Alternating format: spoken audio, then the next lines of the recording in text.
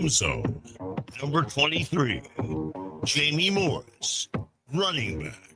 They give it to Jamie Morris. If he squirts free, and it's a foot race that he will win.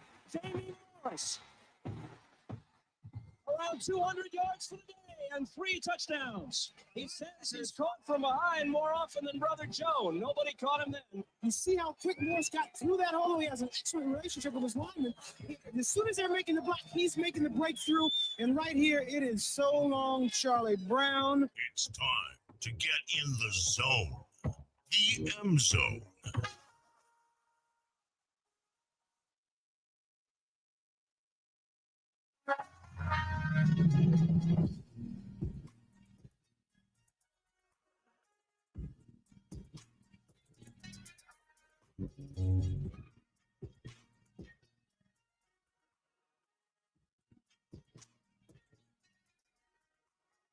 This is the M Zone. And welcome to the M Zone. Jamie Morris, Matt the Hitman, Missler, best guy in Missler. You know Big Sweet's around the house. He's in the state of Texas. And the town begins with an A. It begins with an A. I know that doesn't leave a lot. I'll give you more later, but the town, it's a small town. It's not a big town. Just letting you know, not a big city. It's a small town. So he's in Texas. I'm just giving you that hint. That being said, you know it is cheesecake time. And Sean's not here, but we got the best source of it. His mother is here, the actual cook herself. Hello. Vicky's in the house. Hello. How you doing? I'm doing good. How about yourself? I'm doing well. Matter of fact, I'm choking on the chili, the chicken chili. I mean, it was good. That's Well, why thank you can't talk and suck down another scoop of that chicken chili. That is good. Thank you. I call it CT chili because it has turkey sausage in it. Okay. So Okay. I gave it a name for itself. Mm-hmm. That's good. I mean, it's excellent. I'm not gonna lie to you. Well, It's very thank you. good. Thank you. And also too, if you make a big old pot of chili and you don't eat it up, you can Mhm. always seal it, throw it in the freezer, and it'll still stay as if it was you made it that day. Right. So that's one thing I like about sealing and chili. Over at Cheesecakery, 24 Cheesecakery over at the mall. Come into the entrance of the Planet Fitness or Planet- Trezo. Is or- it Trezo? Chorizo. Chorizo. I'm Yeah. sorry, y'all. No, chorizo. No, it is. No, it's the Okay. hair salon over there on there, Yeah. if you're familiar with it. Yes, sir. And with the second store to the left. Mm-hmm. Yeah. That is. Yes, look at you. You just over. So what's going on? You guys have been busy since the last time we've seen each other. We have been busy, and it seemed like October was the birthday month where Mhm. everybody wanted birthday cakes, and now we're getting ready to go into our Thanksgiving month, Mhm. which is of course November, Right. and orders are coming in, and we're trying to get people to get their orders in by the 23rd, Mhm. and if you can't get it in by the 23rd, I'm still around the They're kitchen. talking about Thanksgiving's meals they put together. So Yeah. that's what she's talking about, those orders, but she's got clients that have been around for a while. Exactly. Then they're making their orders. You need to get your order in there, because I'm going to tell you what, doing this thing by yourself, it becomes expensive. Right now, I mean, that Exactly. food's expensive, man. You got that right. Yeah. Shoot. I mean, it's Yeah. crazy out there. I mean, woo. For a big bird, get you your sides with all the sides you want, everything like that. Oh my goodness. And then we can talk price. Yep. We can talk price. But no, I enjoy November Mm-hmm. because not only do we get to meet new customers, Mhm. like you said, we You go back to your other ones that have been with you for a while. Exactly. And you know them. They like home folk. You got know that what right. they want. You know Yes, exactly. yes, You, yes. Vicky, it's Debbie. You know what I want. Yeah. You know what I'm looking for. I said, do you want whipped cream or not? Exactly. I got you.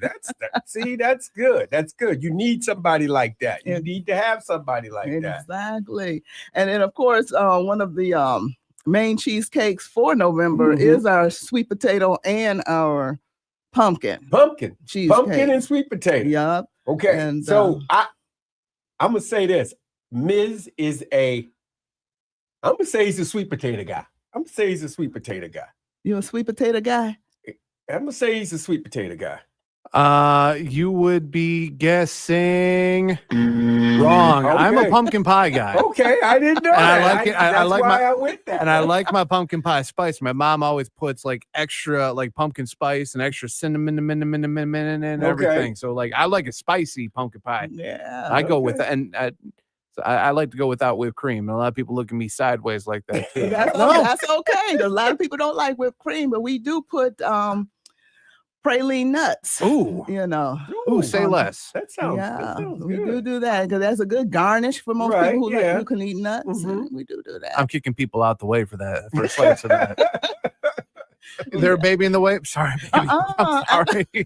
I'm sorry. I'm sorry. Pumpkin pie has got me hypnotized now. But today, I kind of jumped over Thanksgiving and went to Christmas because I thought maybe this was more of a Christmas cheesecake. Was my apple cranberry. So that's what I bought you guys today was apple cranberry cheesecake. That's gonna be good. I'm gonna try that out. I can get a month ahead. Yeah, that's all right. Hey, This is the one time where I'm okay with people jumping ahead for over one holiday to the next. I am okay. I am perfectly okay with this. All right. Yeah. All right. I mean, it's good. That's a good thing. I like that. Okay. I like that. Harold, you are right. I'm just letting you know you're right. So, and I didn't get a chance to make the cranberry curd, but I do want to add that to that cake. Okay. All right. That's look at you. My goodness. Look at you. Wow. Now, do you make your own cranberry or do you make or is it coming from the can? Honey, I boiled my cranberries down, added my seasonings, and no, it didn't come from the can. Yeah, the stuff in the can is only for Thanksgiving. You got it. Miss Vicky is jumping right to Christmas, so we know that Christmas right on there. So you know there ain't gonna be no ridges on that thing. It's just gonna be straight up the best cranberry sauce or cranberry gastrique that you can put on anything. You put that. I bet you put that on a shoe and make that shoe taste and look better too. I might have to try that. I bet you. I would recommend not putting it on a shoe or boot, but I won't try it either. So when people order their meals on November and in December, do you sell pieces? Do you sell like legs? Yeah. Or do you sell the whole bird? I know you probably sell the whole bird, but you also sell whatever. Legs. Yeah. Okay. You know, one thing about us, we're flexible to whatever people like. You know, it don't have to be boom. Right. You know, this is what it is, take it or leave it. No. If you just want thighs and wings and the breast or however you want your bird to come, if you want it off the bone, we'll take it off the bone. But however you want it, We'll break it down. We'll break it down. And I like it kind of off the bone anyway, because you just pick it up and eat. Right. You know, but some people do like to carve their bird. No, it's a tradition. People like to make traditions and different things like that. So we'll keep it however they see fit. I get it. I get it. But that's just me. I like legs and thighs. That's me. I'm just a leg and thigh guy, you know. So, I mean, I'm that's where you can pull the meat and make a sandwich. There you you know go. What I'm saying? I love them sandwiches. Yes. I remember them good old days. All that mayonnaise and salt would go on top, and you add a little, if you're feeling good about yourself, some onions and tomatoes. Oh my goodness. Now you're making me hungry. Or you make a turkey salad. Yes. Just do the turkey salad and do that. See, I don't do mayonnaise no more. So, you know, and I had to give up my Miracle Whip. So, we'd have to go with oil. Yes, I just we can do that. We olive oil on it, and we'll make it work. I survive with the olive oil. I'm cool with it. I'm cool with it. I just, you got to cut back on things as you get older. I know. Kids, enjoy the mayonnaise. Yeah. Once them joints start hurting, it's over. Exactly. But hey, enjoy yourself while you can. Yeah. While you can. I'm just saying. And then so you do cheesecakes, you doing pies too? I do pies, I do cakes. Somebody just ordered a what you call that? Key lime pie not too long ago. So I mean, whatever people want, because I mean, we were actually a full-fledged bakery catering. Yeah. You know, Mhm. we'll do whatever folk want. Wow. Mhm. That's awesome. I think that's a great plan. I think it's a great idea. Yeah, that's the way to go. Yeah. You know, when people want something, I just want to be able to say, yeah, we can do that. How's Yeah. how's the venture out in Eastern Michigan? That's pretty good. You Yeah. know, I use something, you know, my cakes have been moving, Mhm. you know, so I'm gonna have to up my count. And Okay. Well, that's good. but Business is good. business is good. And when people start coming to look for you, that's when you know you got their attention. See, there you go. That's the truth. No, that's the truth. Yeah. And so I got one more. I think I got a game next week. Mhm. And then we got one more. And then Mhm. we're gonna move into the over by the basketball. Basketball. Mhm. Wow. So you got that. That's a nice little get. Yeah, it That's a is. nice get. That's I okay. can't complain, The not at people- all. Hey, if they find out what you got there, then they gonna go to the mall and come see you too. Exactly, and they Yeah, do. They that's do. nice. Like I said, I love it. So we getting there. Mm-hmm. We getting there. Well, that's cool. I just want you to know this chicken chili is good. Well, thank And you. I did the turkey sausage is even better. I Yeah. figured it out what it was. I'm like, what is that? I taste. Yeah, but I decided to go with ground turkey. I mean, Mhm. ground chicken Mm-hmm. with the turkey, and then I put some chicken chunks in there. Okay. Yes, you cook did them. put some chunks in there. Yeah, Yeah, it's good. so- I'm telling you. And I'm glad. Thank you very No, much. it's very good. I'll be your guinea pig. All right. I'll be But I the guinea need one. pig because it's good. I'm tell you what, it's hearty. That's what I would say. Yes. It's nice and hearty. It's something that you want on a day like this. Exactly. The sun's out, but it's still a little cold. It's Ain't out it? there. And that's what I was thinking about too, because now we're getting ready to move into that little Mhm. cold season before the Mhm. season is up. Right. Football season is up. Mm-hmm. And you need something hot. Yeah, it's that. I mean, I said after Thanksgiving, that's when the winter comes. You're not going to get snow until after Mhm. Thanksgiving. Yeah. But come November, It's people are on. looking for that. They looking for that. I know when I'm walking my 5 miles, I'm like, ooh, it's a little colder today than Oh. yesterday. Oh, I'm like, yeah. a little colder today. And very soon it'll be hat season. Oh yeah, I got the earmuffs thing today. Oh, okay. I got those instead. You know what? I like hats, but I'm put those on my ears. I don't feel much. Well, that's probably what I need, because you put a hat on your hair and then you take the hat off and go inside and then you look like you're scaring Right, people. you got hat hair. I mean, nobody wants Right. that, but I mean, I keep it low. Well, I need to go back to low or something. So, but yeah, that's what's all going on right now at 24th Cheesecakery. Well, it sounds like you got a lot of going on, and you're doing it well. You're juggling it. We're juggling it. We're making it happen. You're making it happen. Making it happen. So you guys, if you ever want to get over to 24 Cheesecakery, you're there over at the mall. Yes, indeedy. And come on over and see them, and they will take care of you. I guarantee you.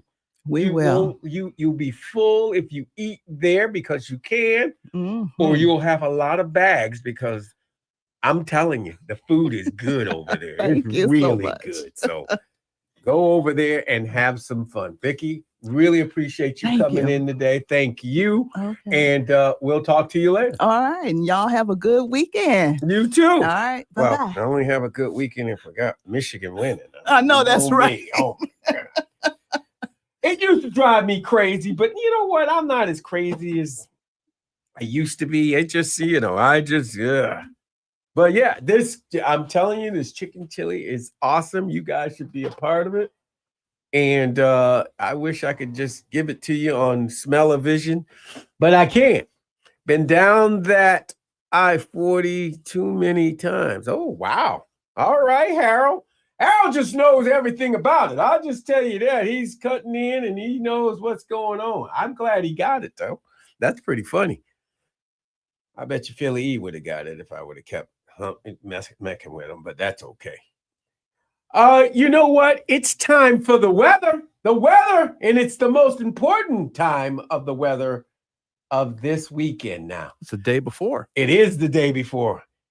Gary Rizzo, our residential weatherman. Gary, what's going on? Good afternoon. Well, we have a lot of wind out there now, and the good news is by tomorrow it's going to really die down. So I know today with the temperatures, the last few hours have actually been dropping now. We already had our high a couple hours ago, so it's actually getting colder now. But while the cold weather is here to stay for game day, at least it won't be windy, much less windy as a matter of fact. So that's good because we got to, like you guys are talking about, we got a wind chill out there right now, even though we're in the low 50s. You'll want to bundle up as you're going to head outside to run some errands or grab some dinner, as you guys been talking about here.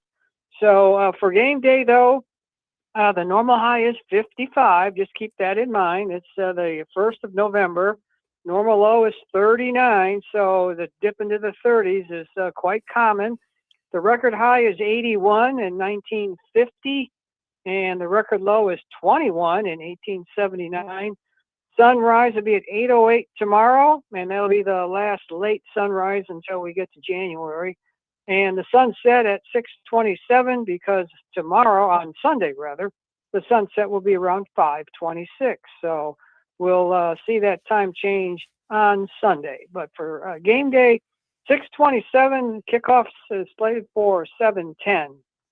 Overall, what I'm looking at for tomorrow, there's an area of low pressure right now in southwest Minnesota, but it's moving southeast. So the center of all that instability and real thick cloud cover will be mainly to our west. In fact, it'll be in the far lower Ohio and mid-Mississippi Valley regions, but there's a lot of residual cloud cover here in the lower Great Lakes. So I don't expect a lot of sun tomorrow, even at the start.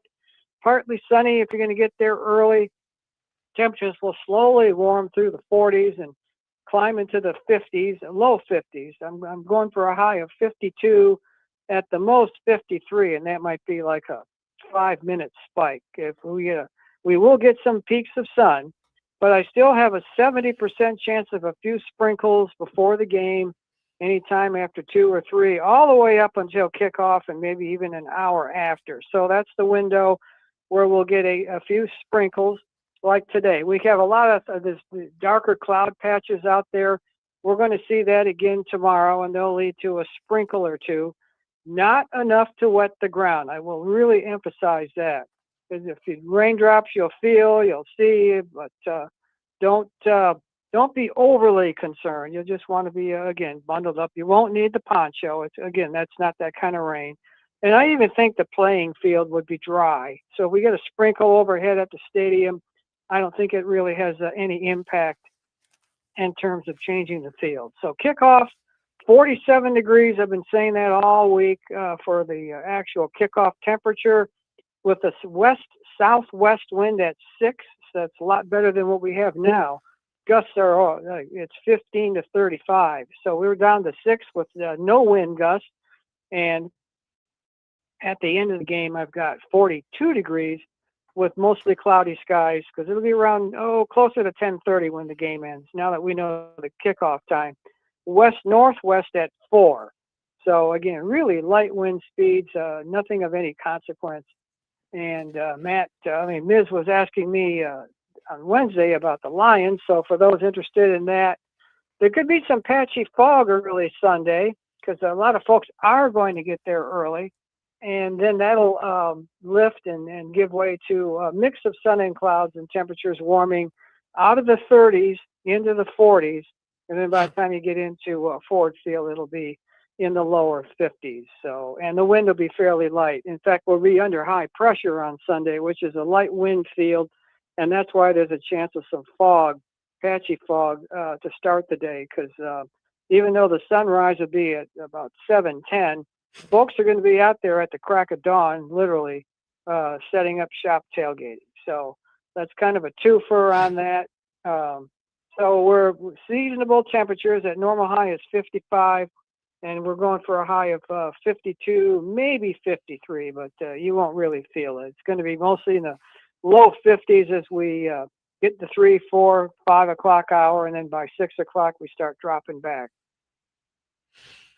Yeah. I mean, Gary, It sounds good to me. I mean, hey, it seems like so it's not going to be as windy tomorrow as it Yeah, is today.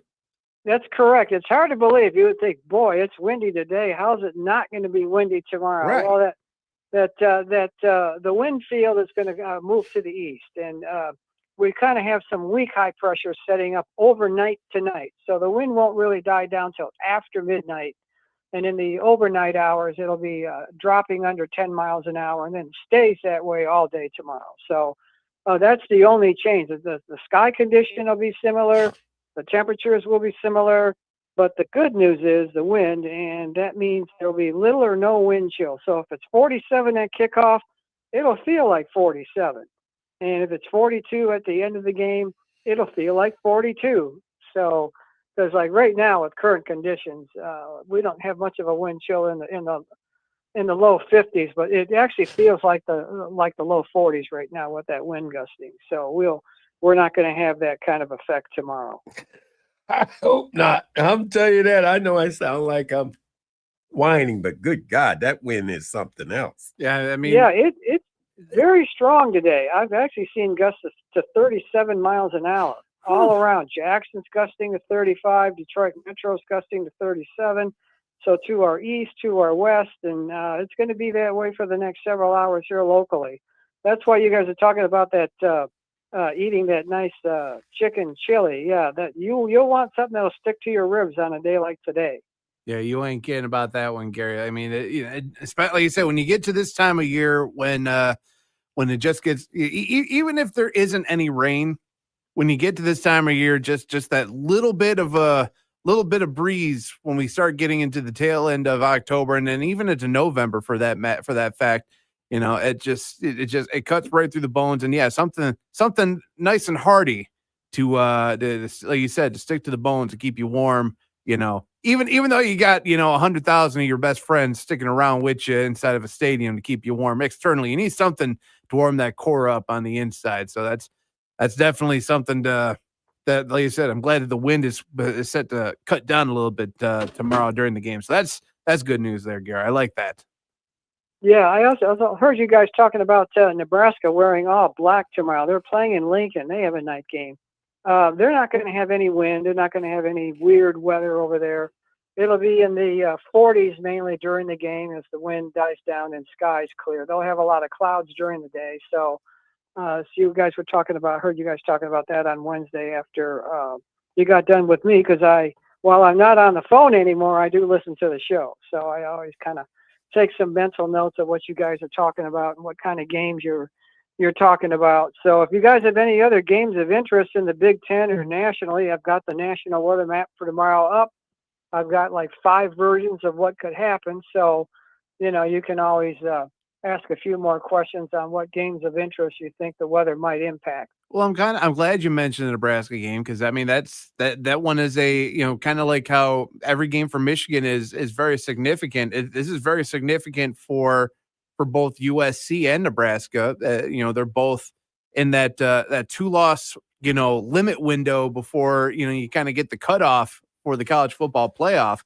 The one that I think that could be very interesting to watch in the later evening there, Gary, is another top 25 game in the Big 12. Cincinnati in Salt Lake City against the Utah Utes. Oh, well, no. So they're going they're going way out west in the Intermountain West, as we like to say. Looks pretty calm out there. Very, very calm out there. Light wind, mild temperatures. They're like a mile-high city themselves, in fact. But no adverse weather. Oh, while I'm thinking of geography and what Jamie at the top of the show, Jamie, I know the name of that city in Texas that begins with an A. Do you want me to say it? Sure, Gary. I'm thinking of the city of Abilene, because it's about 100 miles west of Dallas. It's on the interstate there. I think Interstate 10 or maybe Interstate 20. I'm thinking of Abilene. That's actually good. That's a good answer. I'm not going to lie, Gary. Abilene. Jamie, is it Abilene, Texas, where Big Sweet is at? Ah. Wow. Well, okay. I was wrong. I'll admit it. I really thought, because it's on the highway, and if you go through Dallas, the next stop or Fort Worth, and then the next stop is Abilene. Actually, Gary, before we let you go, we had someone comment in the chat. Harold had asked about, and I mean, I don't know if this is impact for anyone for that matter, but it could be significant for those. Michigan State looking for their first Big Ten win. They head up to the Twin Cities in Minnesota. We know that this time of year it gets even chillier up there in the land of 1,000 lakes. So what's it look like up there in the Twin Cities for Minnesota MSU? Well, as a matter of fact, today is the day they have the lousy weather. Right now, as we speak, it's 42 degrees there and raining. But that whole weather system is going to slide to the southeast. So they're going to be left with partly to mostly cloudy skies and temperatures in the low 40s or upper 30s. So the rain that's over there now will actually move to far west Kentucky, extreme southwest Indiana, southeast Missouri, southern Illinois. So that's how far it moves in like 24 hours. So, yeah, the weather will improve there. It's pretty raw there now, but it's just going to be jacket and coat weather up there in the Twin City region. All right. No, that's crazy, Gary. Thanks a lot for the phone call, for giving us the weather. We appreciate you, and like always, it's going to be 100% true. I know it is. Just well, know. We'll see, and that's why I'm here. I heard I have to earn my keep, and my only key to the game would be Michigan keeps Purdue out of the end zone the first quarter, and hopefully we can score some points and get an early lead and play the backups. I like that a lot. That's a good one. Yeah, that's a good one. This is definitely one of those times where we hope that maybe we see the second stringers at the beginning of the fourth quarter, and it's because we put the final spike in Purdue's railroad for them to head back to West Lafayette. You got it. So go Blue, guys. I'll catch some of you guys tomorrow at the Victor's Lounge. All right, Gary. Thanks a lot. That's Gary Rizzo, our residential weatherman, and sounds like it's going to be a good one. So let's make that one count. Yeah, and actually, I'm kind of glad Gary mentioned about the Victor's Lounge. How about one last opportunity for people to get into the Victor's Lounge, Jamie? How's that sound to you? You got it in you? I got, I'm in that giving mode Okay. because I'm not going to be able to give out candy today because by the time I get out of here, the trick-or-treating will be done in my neck of the woods. So how about I give the treat out to the listeners? 734-998-1050. Caller number 7 gets into the Bud Light Victor's Lounge, our last spot of the week. We have food provided by our friends from Sidecar Slider Bar, and of course, the fun and entertainment that is the Chap On-Site Fueling Countdown to Kickoff at Joe's Garage, which gets kicked off coming up at 3 o'clock tomorrow. So caller number 7 right now is 734-998-1050. You get to join us inside the Bud Light Victor's Lounge. You're listening to the M Zone. We'll be right back on the other side. You're listening to the M Zone on the Big 1050.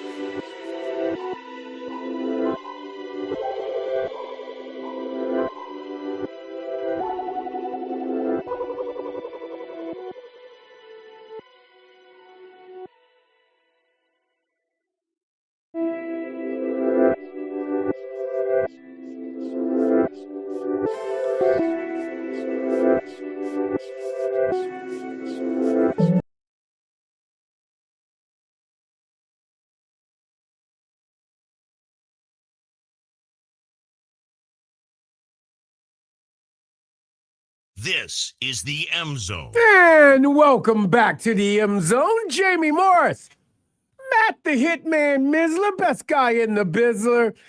And joining the M Zone is Kevin Fitzsimmons. And Kev, what's going up? The president of the U of M Club of Ann Arbor. All rise. Hey, Jamie, TGIF, and doing great. We got another football game tomorrow, and shouldn't be, in theory, as much of a challenge. But, you can't sleep on anyone. Purdue's played some close ball games. They just haven't gotten over the hump yet. And we certainly don't want that to happen at our expense. So I think we're on schedule. Probably like to see more vertical passing if we can get that in rather than having to save that for when we need it. It'd be nice to exercise that tomorrow. But the ground game is doing its job. Marshall is doing his job, and the defense is stepping up too. So I like the trajectory of the team. And this past week, speaking of defense, we had, as we always do at the U of M Club of Ann Arbor, each and every Monday at Weber's Inn, we have a football coach come and dress our members with the lunch being served, and it's in a atmosphere that's pretty much game day like, because everybody there has a love and passion for Michigan athletics. And Lou Esposito, defensive line coach, was our coach host.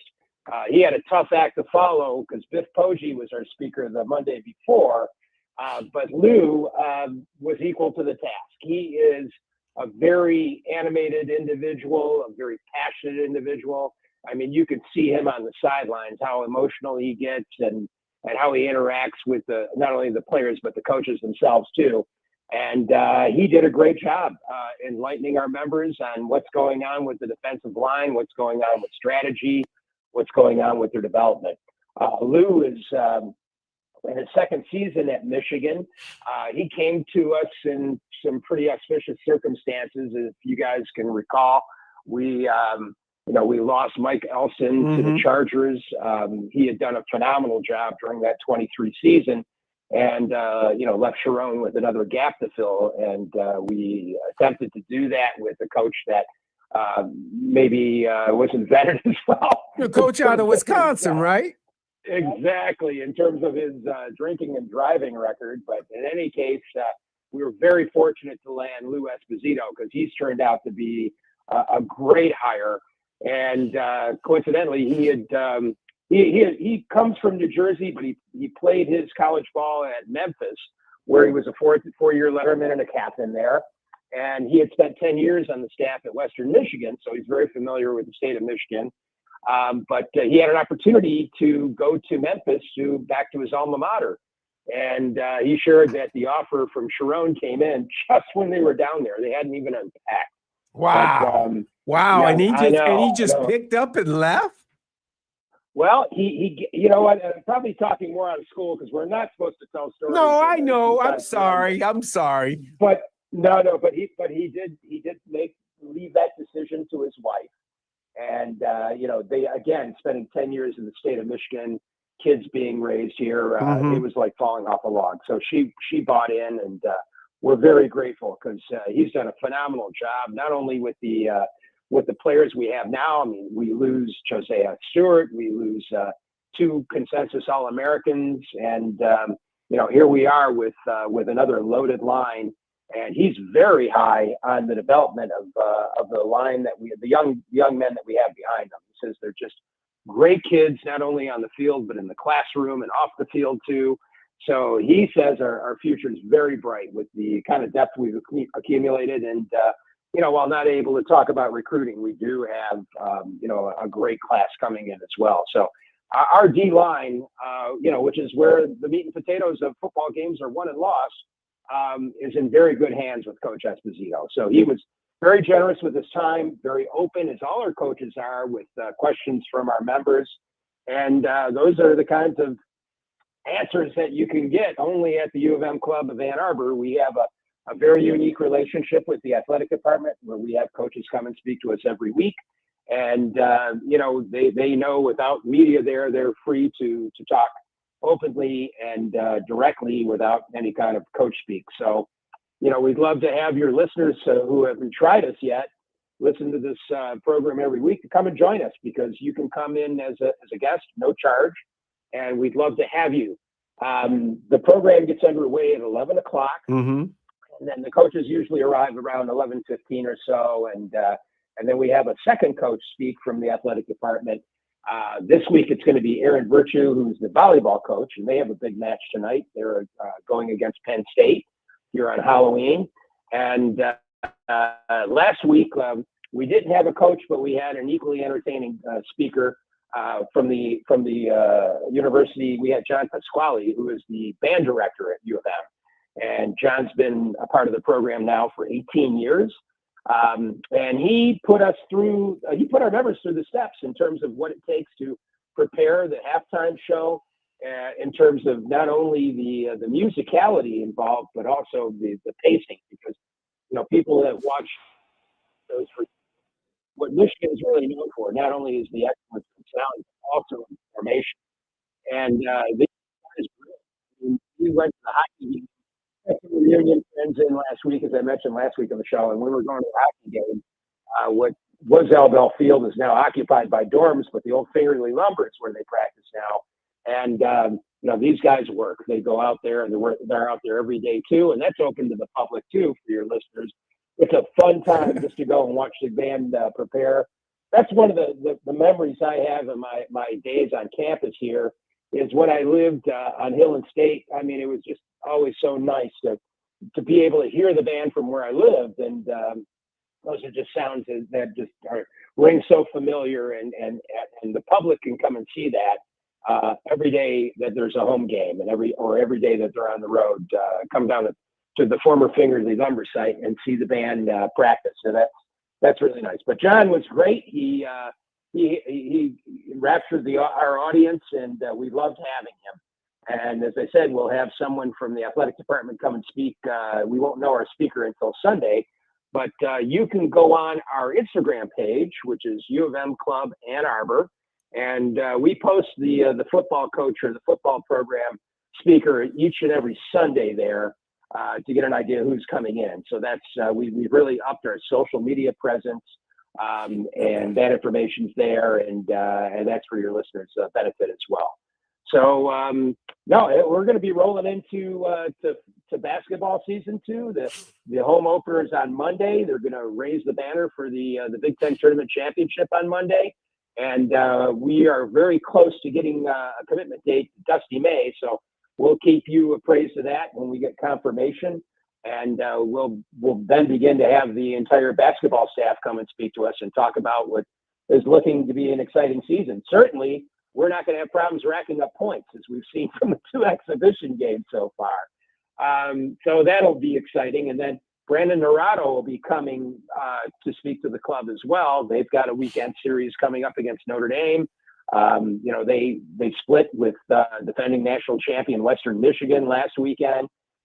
They're ranked, I believe, number 2 in the country right now, and that's going to be exciting. So all these athletic teams, I mean, we hear from all these coaches, and it really is a unique place and a unique opportunity to not only learn more about the teams from behind the curtain, if you will, but also just simply raise your hand and ask questions about these sports yourselves, and you'll get a direct answer. So, we can't thank you enough, as always, for allowing us time to come on the radio each and every week and talk about our speakers and talk about who's coming.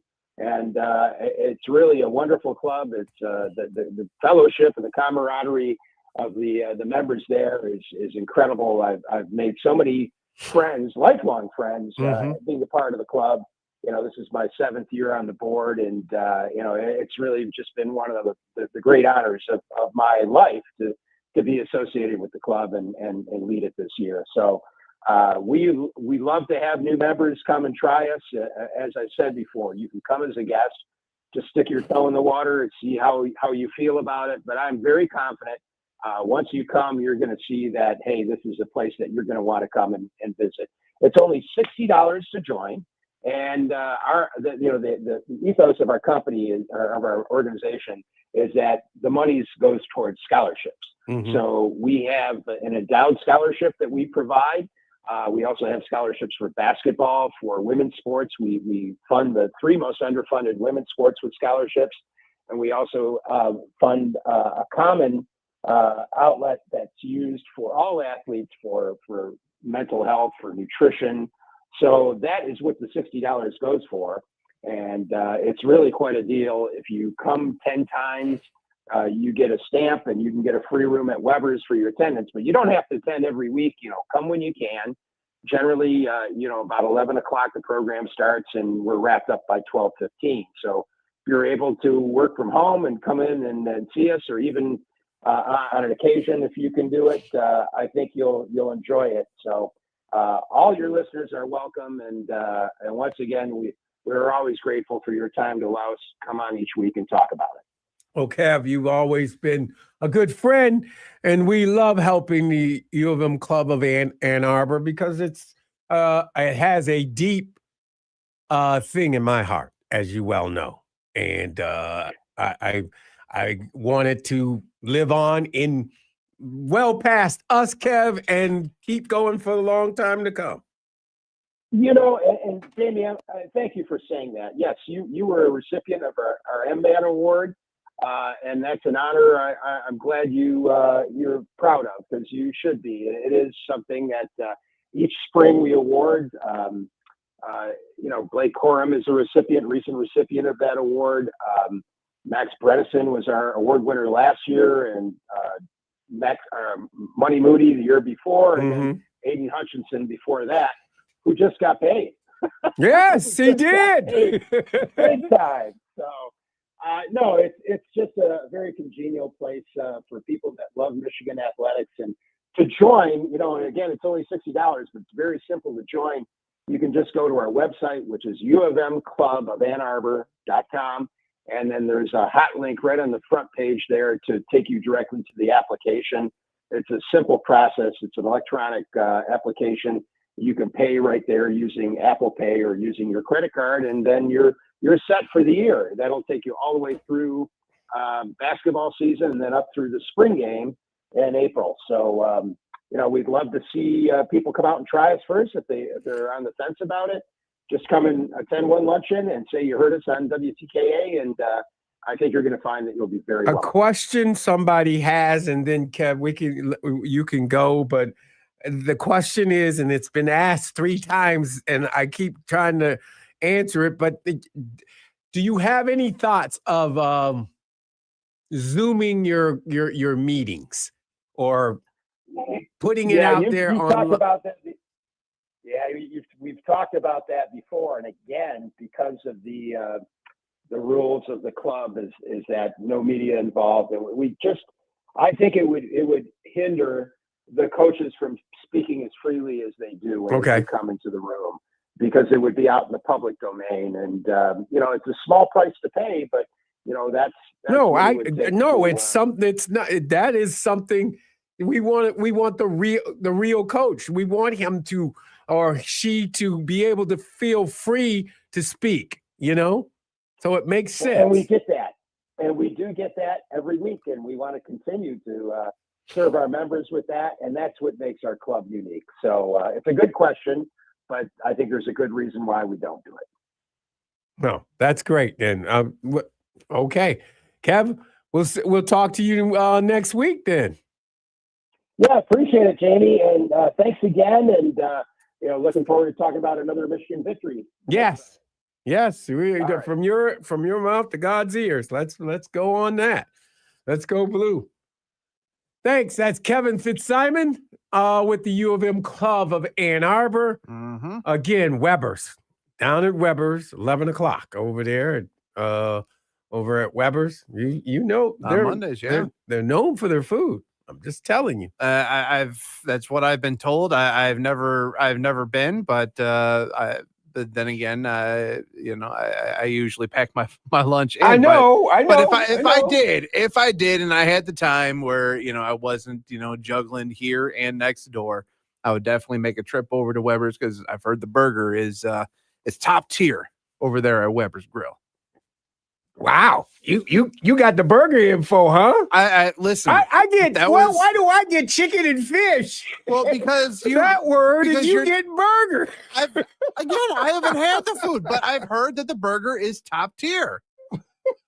I've heard I'm just saying. from one of my former co-hosts. Oh, okay, When Spath had a show, 'cause, right? I mean, that's where he and Amy got married at, or that's where they had their. Did they have reception. burgers on over there? I don't think they had burgers. I'm pretty sure they went to the whole steak aspect. Well, of I'm things, just saying. I mean, nowadays they try to pare weddings down. You know the prices and everything. No, that's true, but and a burger wouldn't be bad. I mean, guess, a burger wedding is probably more. It's probably you can ease the tension. You know what I'm saying? Yeah, I got you. No, I mean, like I said, I've heard that the burger is top tier. So that's I have to if I ever make that little trek over to Weber's, maybe I make a special appearance on a Monday or something like that, and I promise to keep my phone away, and I promise to be a good boy, Kev. So you don't have to worry about that.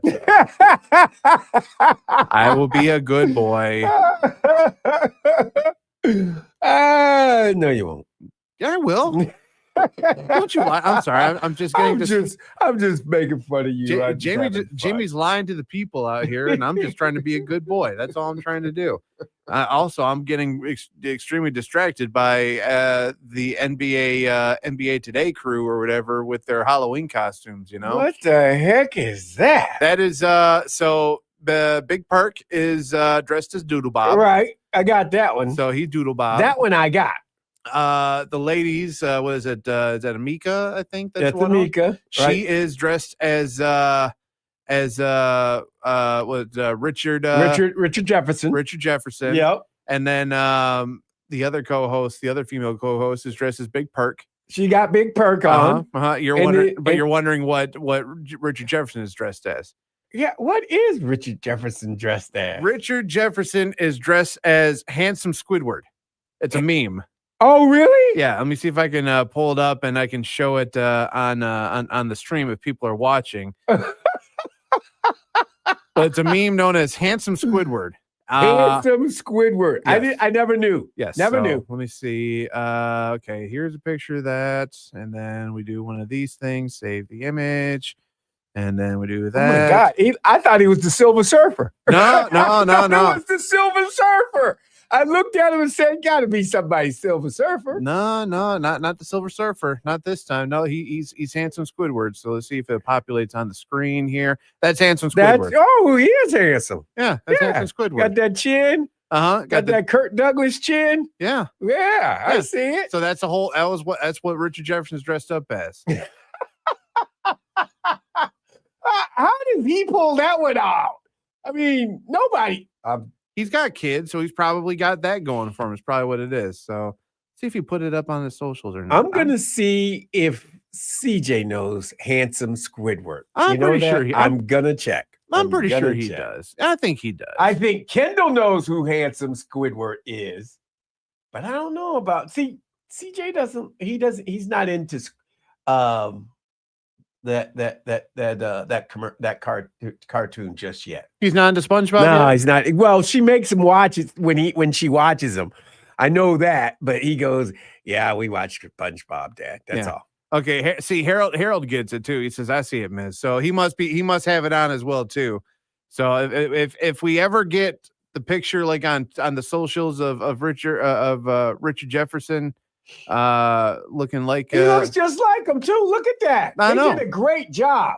I know. They did a great job on that face. I like how everyone on the web is like, "Oh man, I don't think he's pulling that one on. I think he's trying to be someone else." But like, no. No, that's Handsome Squidward. That's Handsome Squidward. It makes sense. It makes sense. Yeah, I got you. Once it pops up on the socials, I'll see if I can pop it up here because I know it's just crazy to me, man. He got, like I said, the jawline and everything too, and the butt chin too. The butt chin. Yeah, that's what I was talking about. The butt chin. That's what it is right there. Yeah, like the butt chin right there. Yep. Mm-hmm. It got him looking like that. Again, and Silver Surfer. Yeah. And of course, he got the look right now because he's being clowned for being bald. Bald! Bob, Malika's the one that's looking crazy. yeah, Malika. I mean, don't get me wrong. I mean, Malika pulling it off. Looking the best Richard Jefferson she possibly can. But I like the fact that again, I put them side by side. Yeah, she stand on business, and she got the beard like Big Perk too. So I mean, it makes me scratch. You know that? I just want to scratch my face with that beard on, man. It's probably itchy. Well, how do you think I feel, man? Let me just look at this bad boy right here. Look at this. I've seen you scratch. Yeah, just people see a chance to see this real quick. Just here you go. Oh my God. People that are not watching on stream, you don't even know. You don't even know.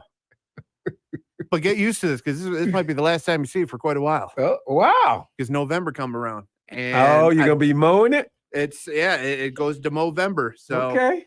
Minute I get home tonight. Okay, I got you. Fine, that's the weed whacker. I got to pull the weed whacker out to get to it. You cut it with scissors in the beginning, right? Yeah, I usually do that just first. Making sure. I usually do that first, and then I'll come with the clippers and go from there. Okay, I'm just making sure. We need to go to a break. Come back. Oh, just a little. It is Halloween today. Halloween starts. 3 to 8 o'clock. I think. I know like the trick-or-treating starts at different times based on whatever city you're in. Well, Marine City, you heard of Marine City, right? Yeah, I know. We're familiar with Marine City. They have a championship game, a playoff game. Okay. Tonight. So the mayor canceled Halloween tonight, and they'll have it Saturday night. Everybody's going to be at the game. Everybody's going to go to the game. What is this? The state of Texas or something? No. This is in Michigan, Marine City. Yeah, but that was one of the trivia questions on Jeopardy one night. Was like this holiday was canceled, was moved back to this October 30th. But they just moved it because of the football game. Yeah, because the whole town wants to be there and celebrate with the players and everything like that. I thought that was kind of neat, man. I'll one up you. There's a matchup. I want to say it's probably on the west side of the state or like right outside of Grand Rapids area. Okay. They, instead of having the game tonight, right? They wanted to do it on Saturday because one of the teams is one of the private Catholic schools. Okay. And they couldn't come to agreement, so it sounds like one of the teams is forfeiting this playoff game. What? Yeah, because they can't find a way to work it out. I'm going to find the article and tell you what teams it is, but it is crazy. It's right there. But like I said, what you said made it sound like it was state of Texas football. No. This was Marine City here, and it has a lot of football high school traditions, I guess. And, that city loves its high school, and the mayor and everybody and parents have come together, and they're going to trick or treat on tomorrow. Again, 5 to 8 o'clock tomorrow evening. But tonight is all about Marine City high school football. Yeah, Harold knows about that. He says Marine City has a lot of high school football tradition. Yeah, they do. I mean, I like I said, I know that Saline, I believe, is still in the postseason right now. Yep. Like I think that's like the only in the Ann Arbor, Saline area. Yep. We know that Dexter's in it. I think Brighton is in it. South Lyon, they've got a matchup with another school just in the area. I know my alma mater isn't in it because my alma mater was garbage this year. But wow. I'm just being honest here. We're just our team was garbage. They'll get better. Okay, you keep telling me that. And I'll just keep looking at you I'll keep looking at you sideways like you were looking at Malika Andrews sideways. Like, what is she doing? Look at Willy Wonka. Yeah. Ryan Clark looking like Willy Wonka. He is Willy Wonka. You know what? Usually he wears the teams that he covers their outfit, and I'm like, what team is that? That's Willy Wonka. I believe he is representing the University of Manhattan Mad Hatters. Yeah. Okay. That's just. I'm just trying to find an excuse. The Dolphins and GM Chris Greer have mutually agreed to part ways. And the entire organization and the fan base are elated for that, by the way. I think it's starting. I think everything's going to come apart. Yep. Mike McDaniel's probably going to get let go at the end. Yes, at the end of the year. They're keeping him until the end of the season. Right, yeah. He's going to go. And he's going to take those big old, 1970 Aviators with him. He'll go back to being another assistant somewhere else. He's a great assistant. Stay in your lane. Yeah. I mean, he's a great offensive coordinator. He's a great mind. Weird as whatnot, but Yeah, he's very, very weird. Yeah, that's the best way to say it. That's the only way I can say it. Weird. Odd Odd weird, is another. Yeah. Odd is another word. Yes. But yeah, no, I mean the Miami Dolphins. And I was kind of hope why if Sweet were going to join us, be like, so what are your thoughts on Chris Greer leaving, and why do you think McDaniel's going to be able to survive the rest of the season? You know, I sent him the link. I did send him the link. I said, if you feel funky about it, come on. If you feel funky, let's get funky. Exactly. Funky you know like, me. Get funky like a monkey, brother. That's all we're trying to do. So, Austin, have a great time trick-or-treating with your kids. So that's why I just want you to know. He's doing the trick-or-treating, doing the dad thing. I'm going to tell you my dad thing later on the other side. Oh, but boy. I mean, I'm not calling out nobody or nothing like that. Oh, okay. But I'm just going to say, I mean, okay. I'll I'll let you do your thing. I'll let you do your thing after the break then. Anyway, you're listening to the M Zone on the Big 1050.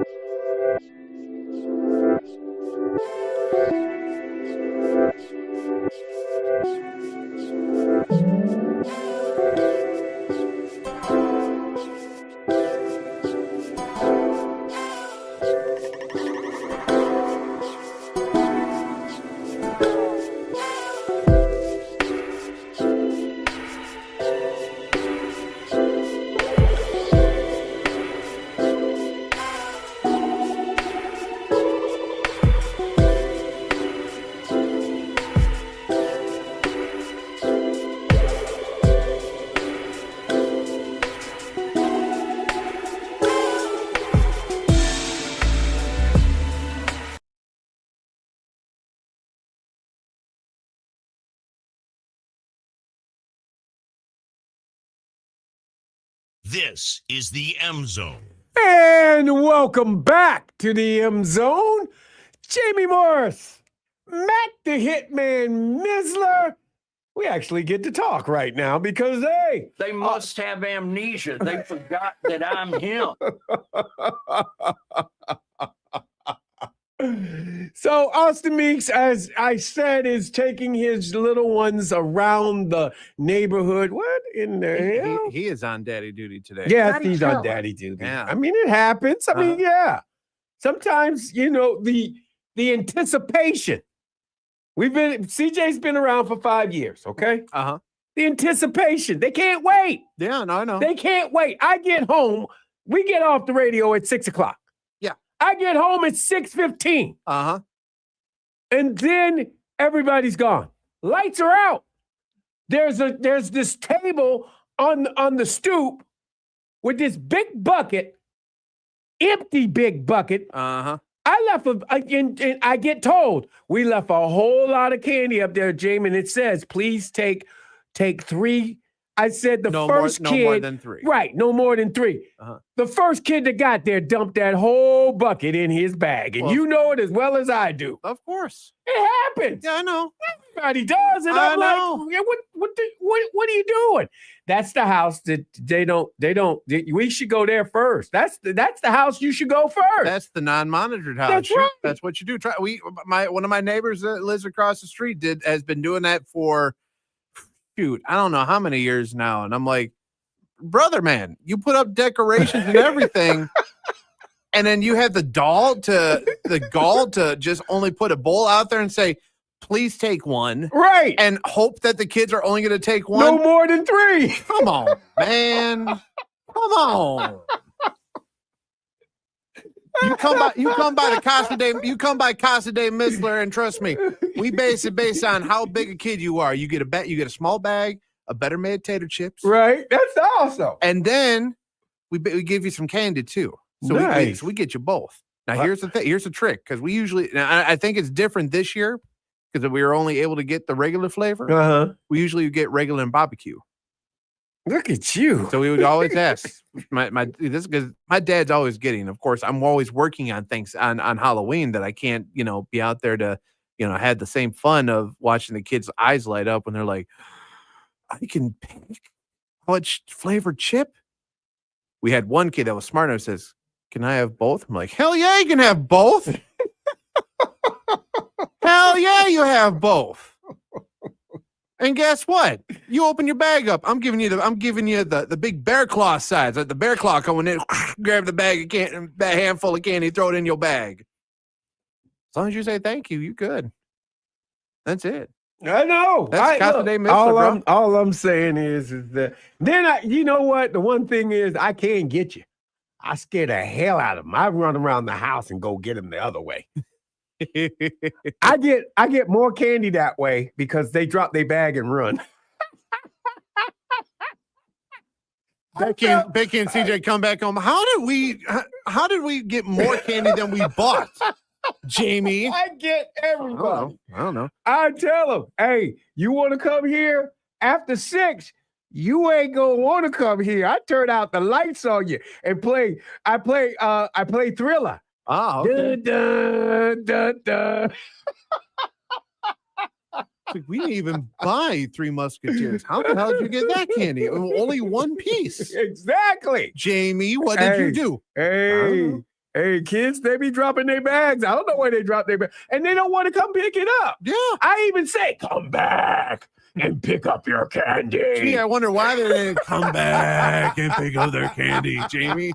Gee, I wonder why. Enlighten us, J-Mo. I just did. Come back now. Gee, I wonder why the kids, the young kids ain't coming back for their bag of Wait a candy. minute. I had a dad goes, I'll go get the damn candy. And he picked it up and said, put it down. I don't know where you are. I'm all over. In your head.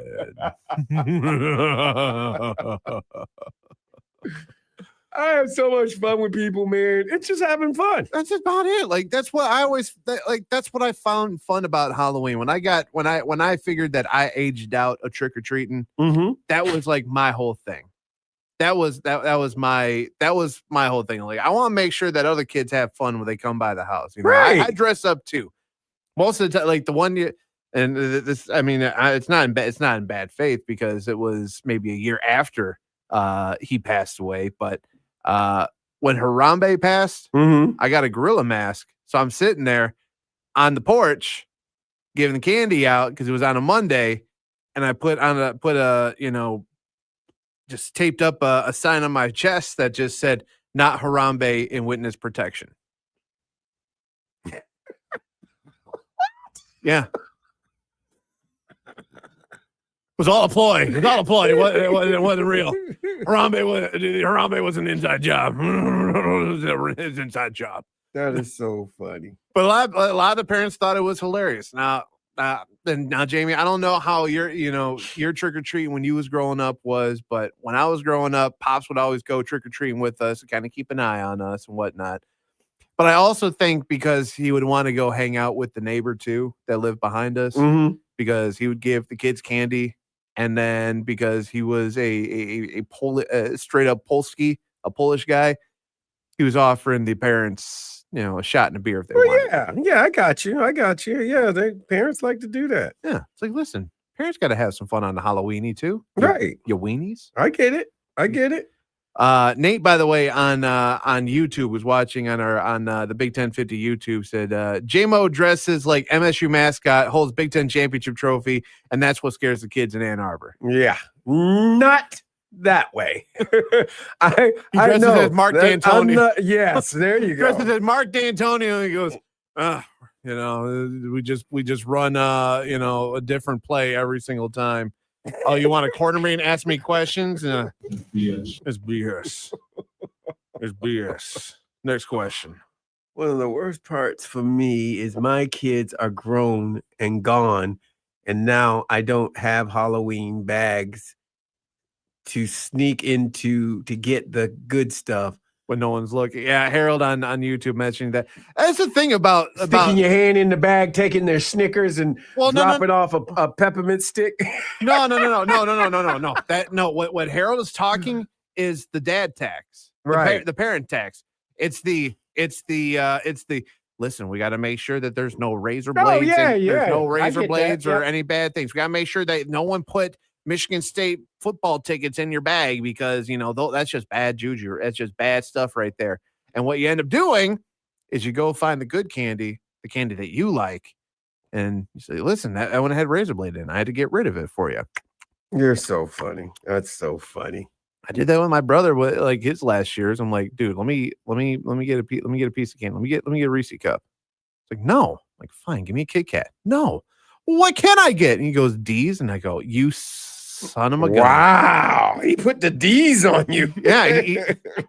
Well, phrasing again here, Jamie. He put the D's on me. What are you talking about? It's just a phrase. Yeah. Nate said, here in Columbus, just dress like Connor Stallion. So that does the trick. # forever a legend. Did you see that there was a Halloween costume contest that was put together by everyone's favorite Ohio State head coach, Urban Liar? No, I didn't see that. Yeah. And you know who showed up? Who? One Mr. Dave Portnoy. Because, of course he did. Because they're buddies. They're buddies. Well, yeah. Well, that and Big Noon Kickoff is down in Seabus this weekend for what should have been a big Big Ten matchup between Penn State and Ohio State. I got Penn State keeping it close. You got Penn State keeping it close? Keeping it close. I didn't say how close it was, but I said I got Penn State keeping it close. Okay. Closer than 21 points. I got them at 21. Yeah, okay. Yeah, maybe. We'll see if they ever pull that one off. But Portnoy showed up dressed as Jim Harbaugh. Oh my God. Khakis, had the laminated play sheet, the glasses, the whole get up, I guess, down there at Urban Liar's costume contest. Although it was weird. I didn't see anyone dressed up as butt naked Zach Smith down there. That's a true statement too. It was kind of perplexing. There was nobody in the mirror. Yeah. I'm talking to the man in the mirror. Oh no! Oh, he's on the Zoom call. Oh no! Uh-oh. Exactly. Oh. Jamie, I know that we're obviously focused on college football. Michigan, Purdue coming up tomorrow, 7 o'clock, 7:10 on the Big Ten Network. But there is a lot of NFL news that popped up today. Sure. We obviously, before the break, we mentioned that the Miami Dolphins have parted ways with their general manager. They did. Mike McDonald, as of right now, as of October 31st He's at safe 4:19, he's safe until the end of the season. Right. But there are a lot of injuries as well on many rosters. One note of Travis Hunter, the wide receiver / cornerback for the Jaguars. He's on the IL. So if you have him on your fantasy rosters, you may want to go ahead and put him on the IL because he's going to be out for at least 4 weeks. But the Lions, they're hosting the Vikings coming up on Sunday, and they have released their injury reports for this upcoming game. And there are at least 2 significant injuries to keep circled and to keep an eye and that are impacted by this game against the Vikings. The first one being Kirby Joseph. He's out with a knee injury. Yeah.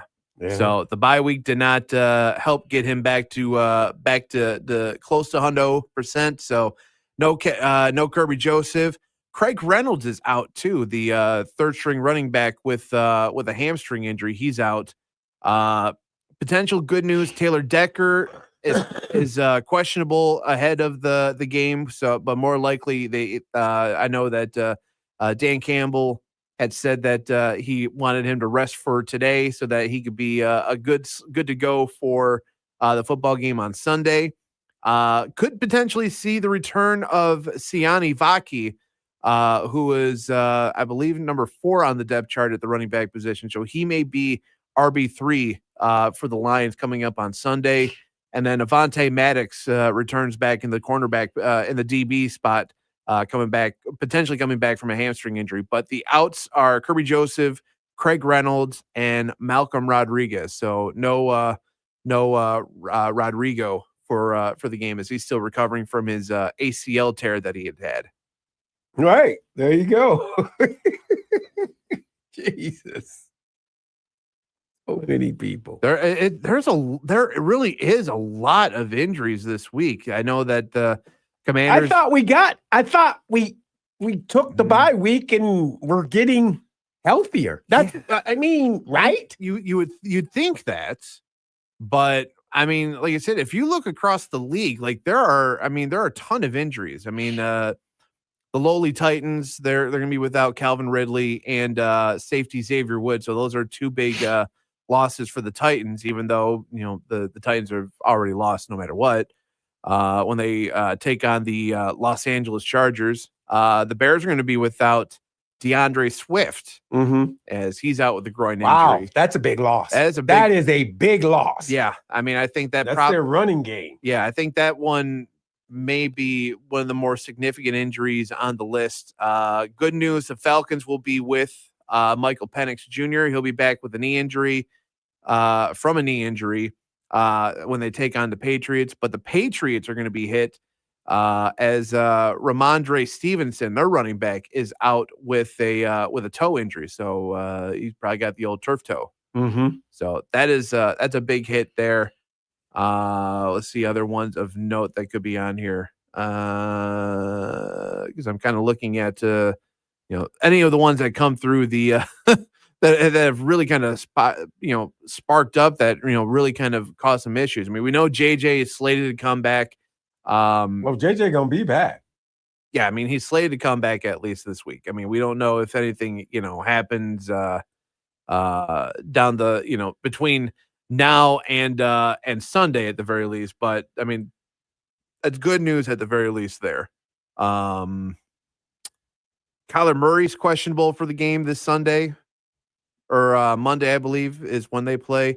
But Atlanta is supposed to also get their wide receiver in Drizzy Drake London supposed to be back. Drake London's back. Yeah, right? so he should be back.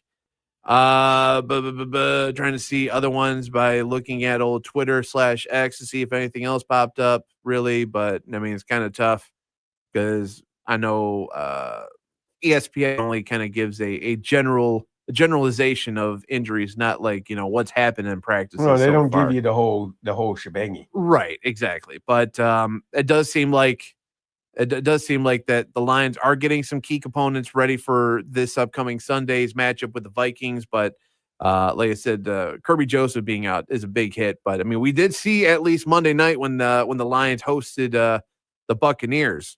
Mm-hmm. They were able to hold their own with some parts and pieces in the secondary at least. So I guess that's let's see. Let me just go down to the Minnesota Vikings at least, because I think that one has probably got more significance of anything. See, Josh Metellus making his he should be good to go against the Lions. So another former Wolverine should be good to go. The Vikings will be without Jeff Okudah, former Detroit Lion. He is out for the game on Sunday. Carson Wentz he underwent season-ending shoulder surgery, so obviously he's out. See, Ty Chandler, one of their running backs, he is on the IR, so he's out for 4 weeks. And then Rondale Moore, former Purdue wide receiver, is also on the IR. The giant killer. Yeah. So he's slated. It looks like he's slated to come back next week, but he is out for this upcoming week. But good news is for Viking fans, at least, and Philly E, I know you're going to be tickled pink. No injury designation for J.J. McCarthy for this weekend's game against the Lions. So. Oh, well, he's ready to go. Yep. He's biting at the bit, as they would say. Mm-hmm. He's biting at the bit, ready to play. I'm like, he's taking on the Detroit Lions. And Aiden Hutchinson said hadn't talked to him yet. I mean that's going to be a pretty good reunion of sorts, between the two at the very least. So I like that at least. Right. I think it's great. Mm-hmm. I think it's great. Aiden's probably making fun of it, but JJ's probably a little more biting on the nails and just, he's ready to go. Chance to play. Mm-hmm. I mean, high ankle sprain. What are you going to do? Exactly it. Jamie, tonight is game number 6 of the World Series between the Dodgers and the Blue Jays. And, of course, if the Blue Jays win, they win their first World Championship since 93. If the Dodgers win. Is anybody watching? I'll probably watch a little bit of it tonight. Okay, I'm just asking. It's nothing to do on Friday night. So, but it is Halloween. Hallows Eve. Yeah, so I mean, I think that to me is going to be the biggest point of interest for this entirety of it is like who's going to be out for trick or treating, to not watch that game coming up tonight on Fox. But Jamie Morris, the last time the Toronto Blue Jays played in a Game 6 in a World Series, do you know when that was? 1994? 93. 93. There you go. The last time they won a world championship. There you go. Do you know how it sounded? No. Tell me how let me hear it. Here's how it ended, by the way. Joe Carter at the plate with a 2-2 pitch against the Philadelphia Phillies. Now the 2-2. A swing and a belt. Left field. Way back. Blue Jays win it. The Blue Jays are World Series champions. As Joe Carter hits a 3-run home run in the 9th inning, and the Blue Jays have repeated as World Series champions. Touch 'em all, Joe. You'll never hit a bigger home run in your life. Without a doubt, one of the greatest calls of a World Series right there. That was, I believe, Jack Buck. That was Jack Buck? I believe that was Jack Buck. Yeah. That's awesome. But Joe Carter hitting a walk-off 3-run blast to give the Blue Jays their second of back-to-back Do you know World the Series. Phillies, they never talked to that pitcher again? The teammates and everything? You know, I'll be honest with you, it doesn't surprise me all that much, really. I'm just saying. I mean, that was crazy. He wrote a book and everything. Yeah. Somebody wrote the book. I mean, it's kind of, I'm not, if you were to tell me that the fan base just kind of completely, put him out to sea, like, it wouldn't surprise me either. I mean, it's Philadelphia fan base. Philadelphia fan base is great like that. I mean, we're still talking about a football team fan base that put rocks and snowballs and threw them at Santa Claus. What was that? The 70s? Was that the 70s or the? I want to say it was like the 80s, 70s or 80s. Yeah. Yeah. It's like back I wasn't around for it. I was around then. I remember it. Yeah, but like I wasn't around, but I've heard stories of that, and they show the video of Santa Claus being pelted with rock loaded snowballs. Dude, don't interrupt their sports. Well, it's not just interrupt their sports. Well, it's not just interrupt their sports. They just got to find some kind of excuse, at least, to take the frustration out. To be angry. Yeah, yeah, and that's definitely what the Philly fans or the Philadelphia Eagle fans did. And in the last segment, Kev mentioned that Michigan hockey back in action to this weekend. They are in South Bend, Indiana, for a pair of games against Notre Dame. Oh, 7:00 tonight. It's a Big Ten game, by the way. It's a conference game. Yeah. For those that do not know, Notre Dame is in the Big Ten, but they're in the ACC for basketball and they're in the ACC for lacrosse. But they want to be independent in football. They want to be their own independent woman. Right. So let them. Right. Just taking up all the money. Yeah. Suck it all up when you can. That's exactly it. But 7:00 tonight, right here on the Big 1050. Al Randall has the pregame coverage at 6:30. And then tomorrow they'll play at 6:00 down there in South Bend. 5:30 pregame up the dial on the AM dial, 1290 WLBY for both of those. And if you want to watch, I believe both games will be on Peacock. So if you have Peacock, you can watch Michigan hockey taking on the Fighting Irish tonight and tomorrow. Yeah, Hadley, you can watch it because you got Peacock there now. You go. See, does he have Peacock? He does have Peacock. See, I thought he was just, kind of twisting our legs a little bit there. No, he's got it. Well, we need to go to a break because we got Coach Blade coming on the other side. Gotta get hyped up, baby. You're listening to the M Zone on the Big 1050.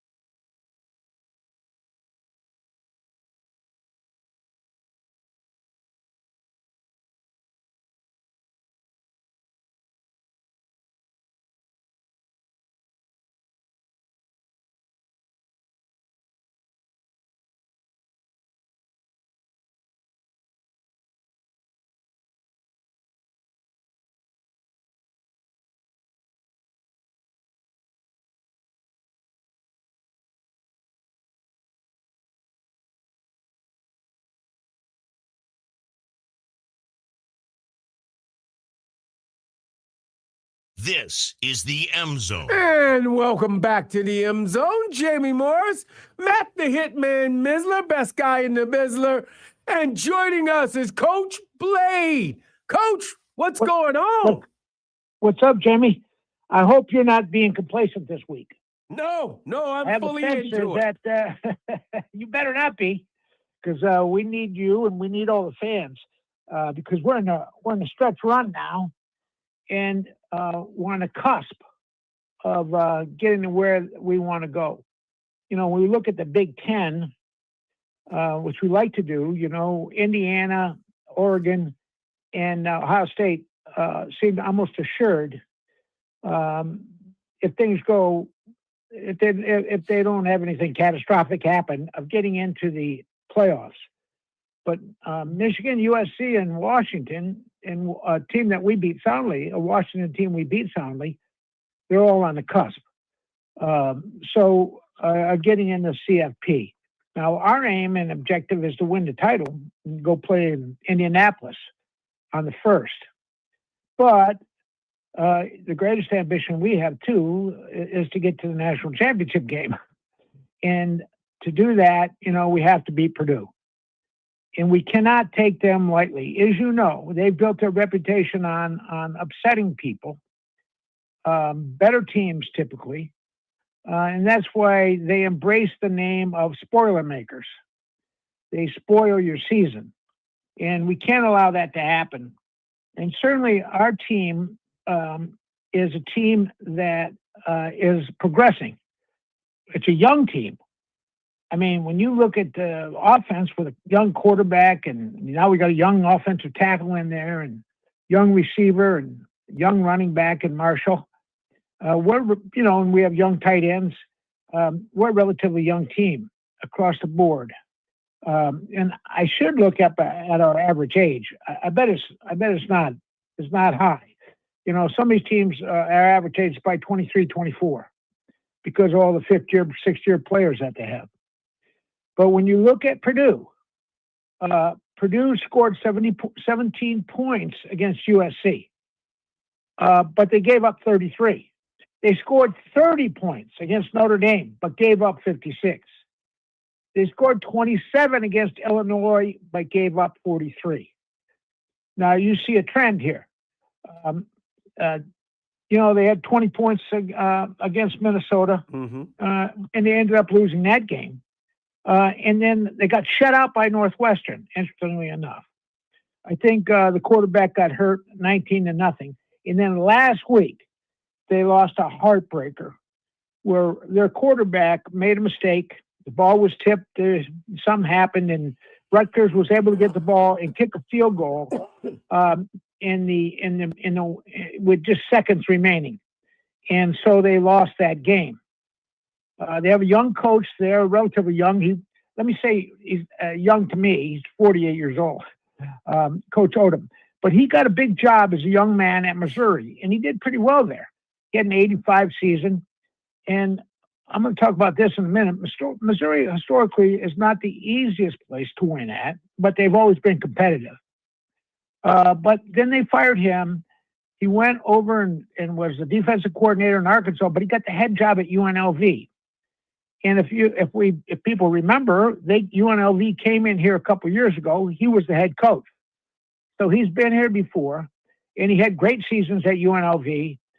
And then he just recently, of course, this is his first year at Purdue.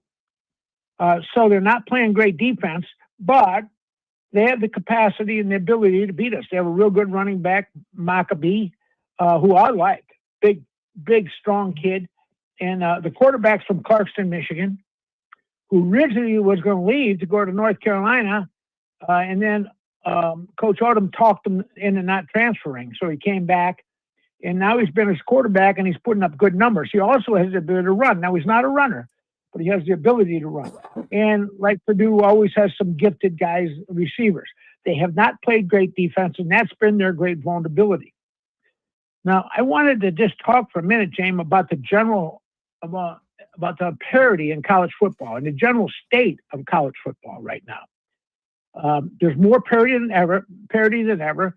We've talked about all the great quarterbacks across the country. I think that's because kids, they do the 7-on-7 stuff as young people. They throw the ball in high school now. They throw and catch. So we have better throwers and catchers than we've ever had in college football. And there's a lot of great quarterbacks that are being developed. I think that's caused a lot of the parity. But I think the traditional powers don't have the great advantage we used to have.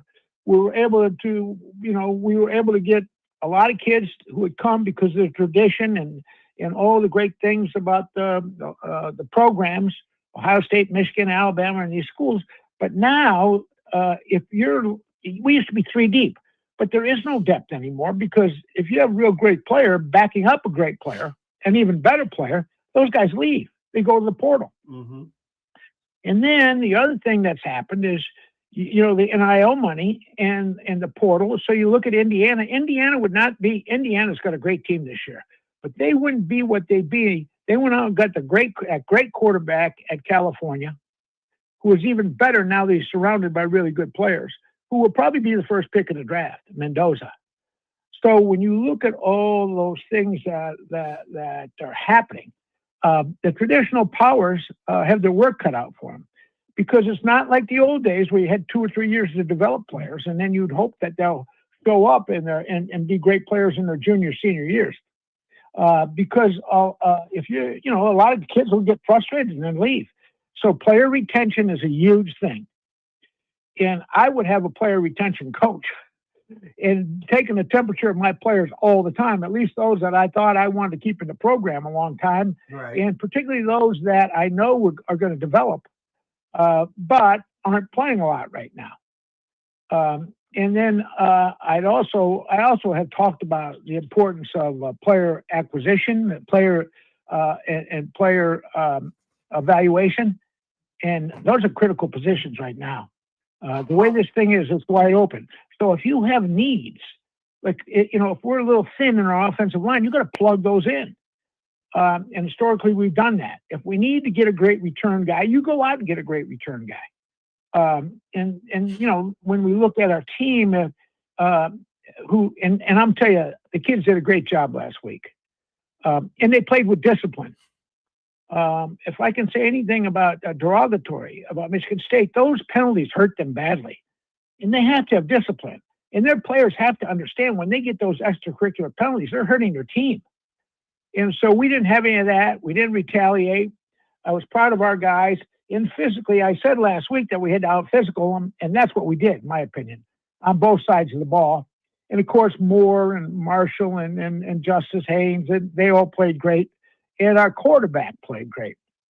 Now, Bryce's numbers were not great, but I want you guys. Somebody asked me what his greatest quality is, whether throwing or running. I said his greatest quality is his mental ability. The guy is really bright and a great football player, great football mind. And to keep, we shift and we run motions all the time. Well, he orchestrates that. He's 18 years old in 3 months. That's hard to do. It's hard to time all that stuff up and get the snap. So I see him getting better all the time and evolving. I'd like to see us, when they put 8, 9 men up, maybe throw a couple passes, possession passes, and have those in our arsenal. But I give Sharon great credit because he has more patience. He has as much patience as any coach I've ever seen coach football. A lot of us will get frustrated when we're getting only 2 or 3 yards and we want to throw the ball. But he has probably one of the most sophisticated running attacks, maybe in the history of the game, certainly in college football. And when he has all these 2 tight ends and he shifts and then he brings Bredesen back and forth and he creates these seams inside, it's really remarkable. In our football is based on running the ball. But those runs, and people got to remember this, it takes a toll on the other team. Mm-hmm.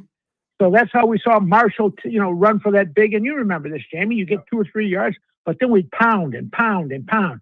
And then those 2 or 3 yards all of a sudden would be, 6, 7 yards in the third and fourth quarter. And then you'd break a big one, just like Marshall did to end the game. So that's all part of our football. And we got to embrace it. Everybody'd like to see more passing. We get frustrated that we can't pass a little better, but that's coming. We probably don't have our passing attack is probably not as sophisticated as our running attack, which is extraordinarily sophisticated. I also want to point out to people that it was 10-7 at halftime. And this happened the week before against Washington when we were tied. We come out and we win the game in the second half.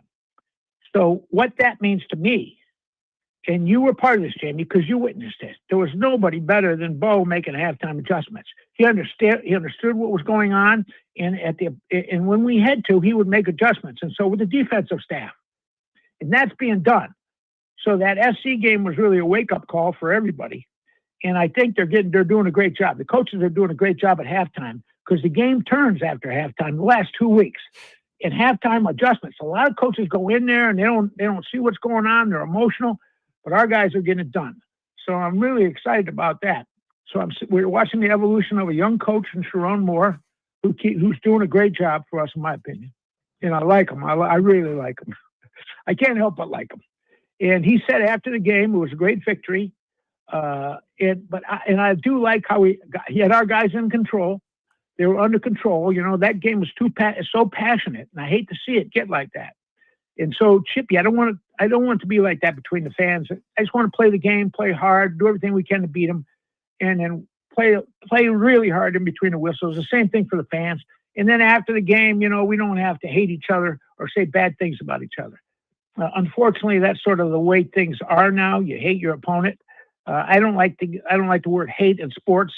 I don't think it belongs there. Guys like Bin Laden, that's who I don't like. That's who I hate. People that kill people and are evil. And this is college football, and I want to keep it in perspective. Now, when you look at the Big Ten, clearly Ohio State and Indiana are the best teams, followed by Oregon. That does not mean we can't become the best team. It does not mean. So I've seen a lot of teams, and the 80 and 81 team was here. We lost 2 games in the beginning of the year. A heartbreaking loss to Notre Dame in the final seconds after a controversial interference call. And then Harry Oliver kicked a 51-yarder, and we were so hungover we lost to a really good George Rogers-led Heisman Trophy-led South Carolina. And so we were number 12 in the country when we started. We were 0.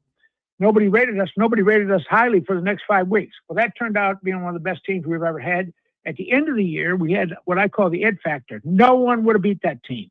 We ended up winning the Rose Bowl. We had Carter, Wofolk, all this great offensive line. 25 guys went on to play pro football off that team. So this team we're a talent-laden team. So we got to keep getting better and better. Sharon said there's a lot of things to correct. There's a lot of mistakes. It seems like we make a lot of mistakes, but man, they make big plays. Boy, did Moore make some big plays for us last week. And so did Justice, and so did Marsh, And, and Rolder, was he tremendous? That linebacker number 30, which is a nice number. That's the number I wore.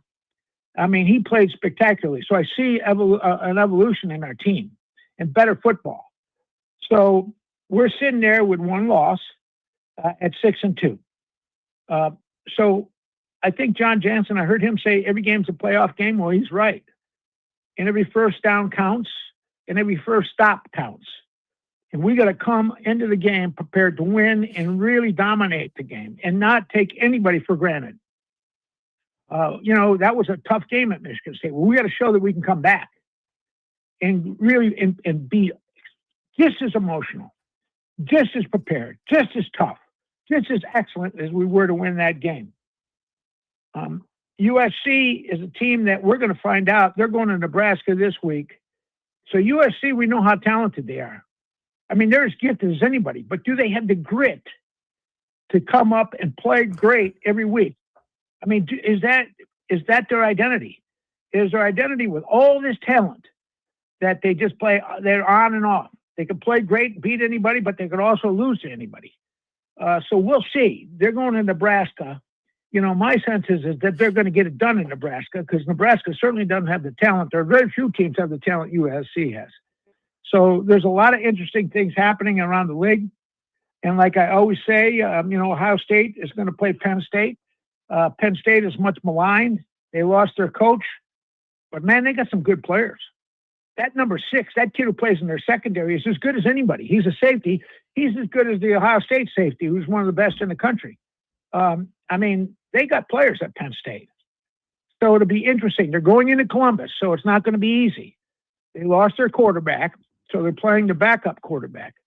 But they have great run. They have those two running backs are good. They have players. So it'll be interesting to see if they can rise up and give Ohio State a challenge in the horseshoe. Ohio State and Indiana have not played the most challenging schedules. I think they're both rated in the 40s, strength of schedule. And we're down there too. And for instance, Michigan State's played the 18th toughest schedule in the country.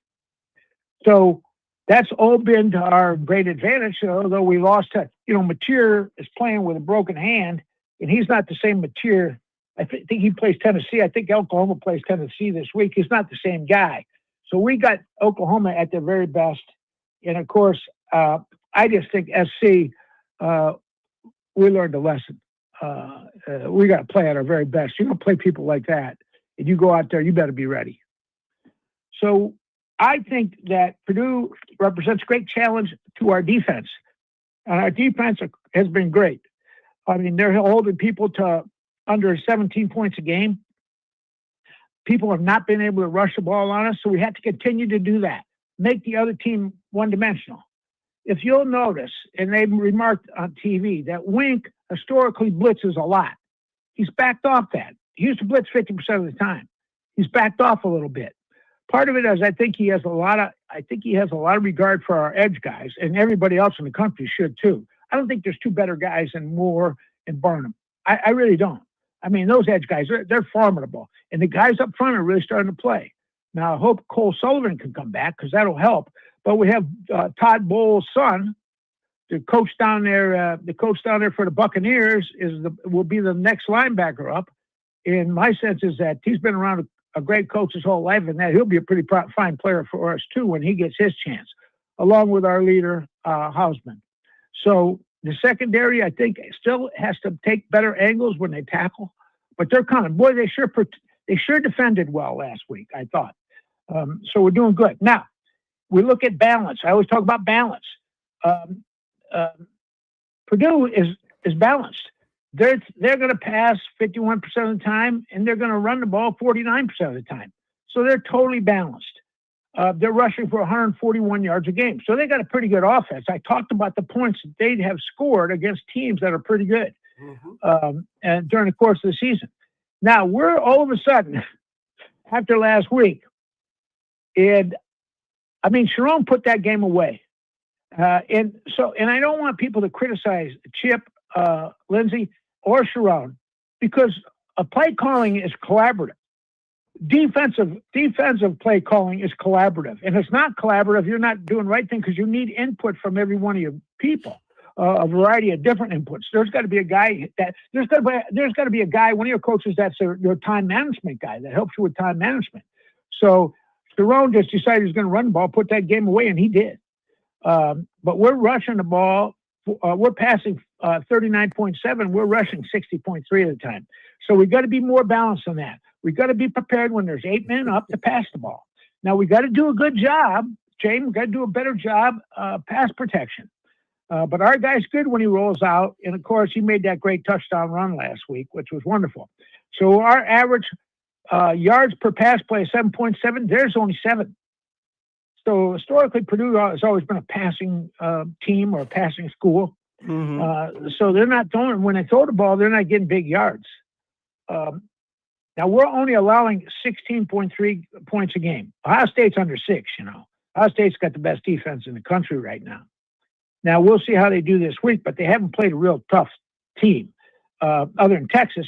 And Texas really could have won that game because there were some wide open receivers, and for whatever reason, the Manning kid just missed him.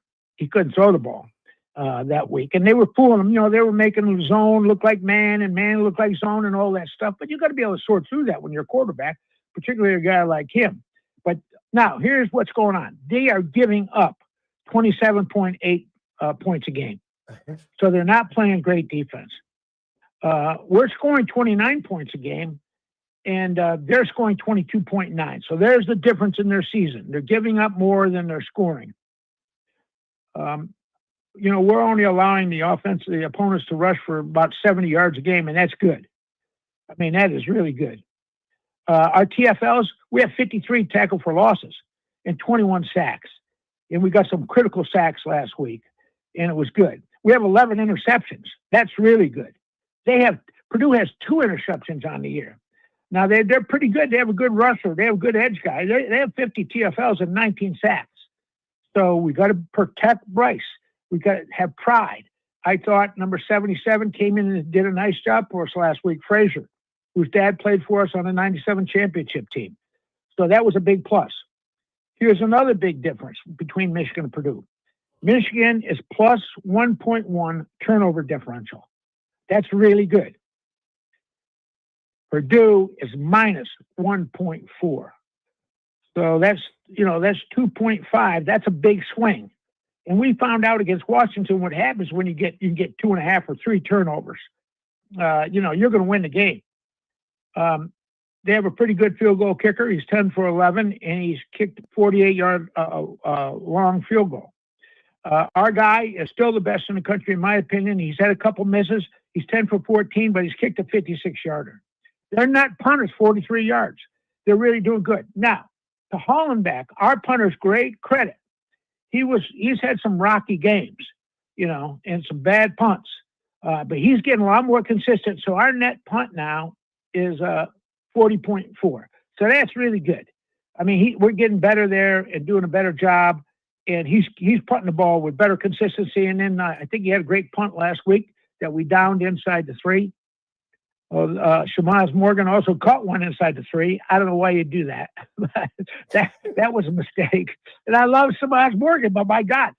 And I got to say this, and I love him. And he's made some great plays for us. I have never seen a receiver run smack dab into a running back that far downfield. Now, I've seen guys blocking and get thrown into the running back. Have you seen that, Jamie? Mm-hmm. And I think Justice was really mad because I think he was going to cut that way, right, over that way and go for another long touchdown. But anyway, that said, we hope we get that corrected. 3rd down, critical down. We got to win 3rd down. Our 3rd down efficiency is 40%. So that's not bad, but we want to be up 45, 50. With our national championship year, we were 50% on 3rd downs. Half the time we were successful on 3rd down. They've been successful 39% of the time on 3rd down. So their offense has been pretty good, but not great either. Our defense has been good on 3rd down. We're only allowing people to be successful about 1/3 of the time, 36% of the time. And their defense has also been effective that on 3rd down, 36% of the time, but people have scored a lot of points on them. Our quarterback now is completing 61.1% of his passes, getting better all the time. better all the time, Bryce. Young man who's going to be great for us and getting better and doing a great job this year. And Robbie Brown, their kid from Clarkston, Michigan, is throwing the ball successfully 59.5% of the time. And, we throw the ball. We really don't throw the ball out a lot. A lot of these quarterbacks, like the kid at Ohio State's completing 80% of his passes. But I think that the passes completed behind the line of scrimmage are more like runs, right? That's what they are, in effect. Yeah. So I don't know if they should count. I don't know if they should count so much on your statistics. There should be another statistic somehow that we could look at that. Completing, percentage of passes completing downfield. And I think Bryce's accuracy is pretty good. And that's the most important thing about a quarterback is being accurate. Brady didn't have the strongest arm, but there was nobody more accurate. Accurate in small, intermediate, and short routes. He didn't miss. So we got to continue to be a dominant front seven on both sides of the ball. When we play Purdue, we got to do the same thing. We got to hit them and hit them hard and be physical. That's our football. That's who we are. That does differentiate us from a lot of teams. A lot of teams that are of higher ranking are not as physical as Michigan. They are not as physical as Michigan, and that will be telling as we move down the stretch here. We got to do the same thing. Turnover creation has been a big part of our football. If number 20 would have 3 pick sixes, now sometimes he's defending somebody. Right. But so I can understand, but a couple of them, he would have been in the open field. So we got to have reliable secondary play. Mm-hmm. We got to have great communication. Communication is essential in football. And I talked about Bryson, what a great job he does with the shifts and emotions and getting us in the right. And then also, it's math. It's math. We want to run the ball where we have numerical superiority. It's math on defense. We want to rush or blitz them where they don't have enough blockers to handle us. So we get an overload situation. So our pass rush has been elite, I think, because of the outside guys. It has to remain elite. Justice Haynes is a star, and so is Marshall. We have 2 great running backs. I'm not going to put him in Jamie Morris's category, the leading rusher in Michigan history when he retired from Michigan, but they're pretty damn good, James. They're good. They're good backs. Really good. I'd take them. I'd go anywhere with them, and I like them, and I like their competitiveness. One thing about competitiveness in a position, you see what happens when Marshall gets in. Justice gets in there and he makes plays. Well, Marshall is a competitor, man. He goes in there and then he makes plays. I think a big part of it is because he's highly motivated. We always talk about motivation and performance in the relationship. So we're going to perform great against this team if we're motivated. Now we got to keep doing some things we're doing there. So we're playing zone and we're playing man, but he's making man look like zone look like man. That's a big part of it. I think Wink has sort of hit a stride with his defense now after the SC game. And so we're getting I don't think he's going to let free. Against SC, they threw hot and we blitzed a lot, and that kid was able to hit him. So I think Wink doesn't want to do that anymore. He's not going to let guys run free or what we call hot receivers that are uncovered. So you're gambling that the rusher will hit the quarterback before he's able to dump the ball. And against SC, we didn't do it. We didn't do it successfully. So I think he's playing more conservative, which we should approach this game where we're going to hit this kid. He's a little nicked, I think, their quarterback, and make him know we're there. And he's certainly going to know. He's going to hear from those outside backers. TJ Guy came in and made a great play too, and I like him. And then we have another young guy. So the biggest game in the country is Michigan versus Purdue at night. What kind of uniforms are we wearing, Jamie? All blue? All blue, everything. All blue. All right. Well, I like that. We look good in blue. It took me a while to get used to it because I'm a traditional guy, but I like them in all blue. Blue is the best color. It's my favorite color. So it's the color of the sky. So I like all blue. So our guys got to win the turnover battle like we have in the past. Be more physical than Purdue. Tackle. We're getting better, but remember, open field tackling is difficult. It's an art form, and we got to be great at it. And then we got to run the ball, control the game, control the tempo, out physical.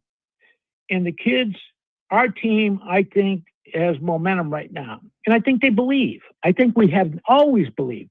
And I think they've always played hard. Even in defeat, I've had no problem with their effort. So we got to give that great effort against a team that on paper we should beat. But paper doesn't mean anything. What means something is 7 p.m. when toe meets leather tomorrow night, that we come out and we are who we are. We play up to our ability. We have fun. We play as a team. We play with passion and emotion. We play like Michigan, and we win. And we keep moving down. We keep moving down the way, getting better and better and better. All right, man, go blue. Thanks. That's our coach, Robert Thornblade. Hey, coach and former player. Mm-hmm. We're gonna go to a break. We come back. You know what the question of the day is. What are your 3 Ks to secure victory? All of that on the other side. You're listening to the M Zone on the Big 1050.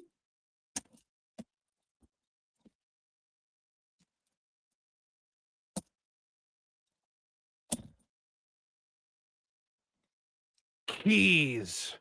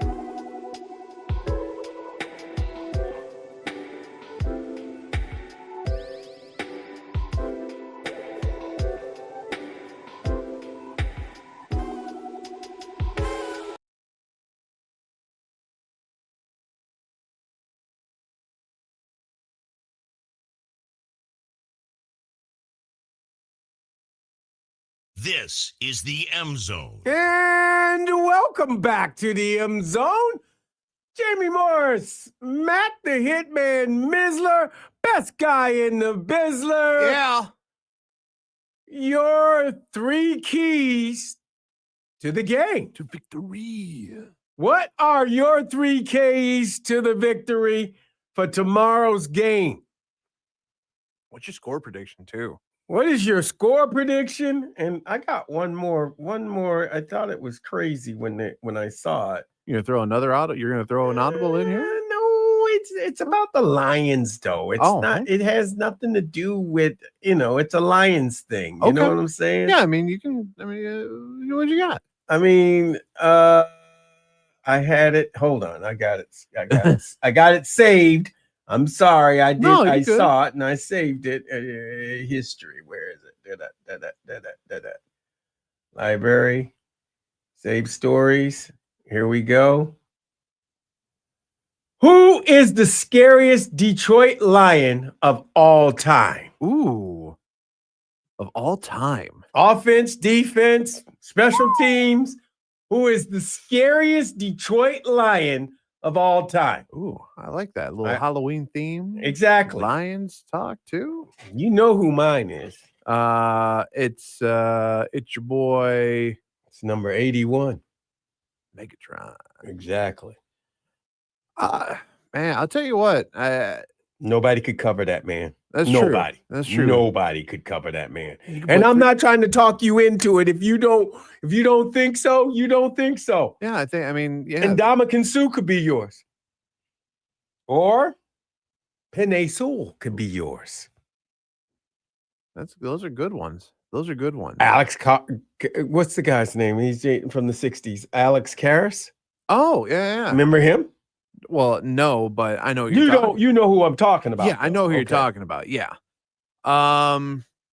Your scariest Detroit Lion. I'm gonna go on off. I'll give you one of each. Offense, I'll go with Barry Sanders.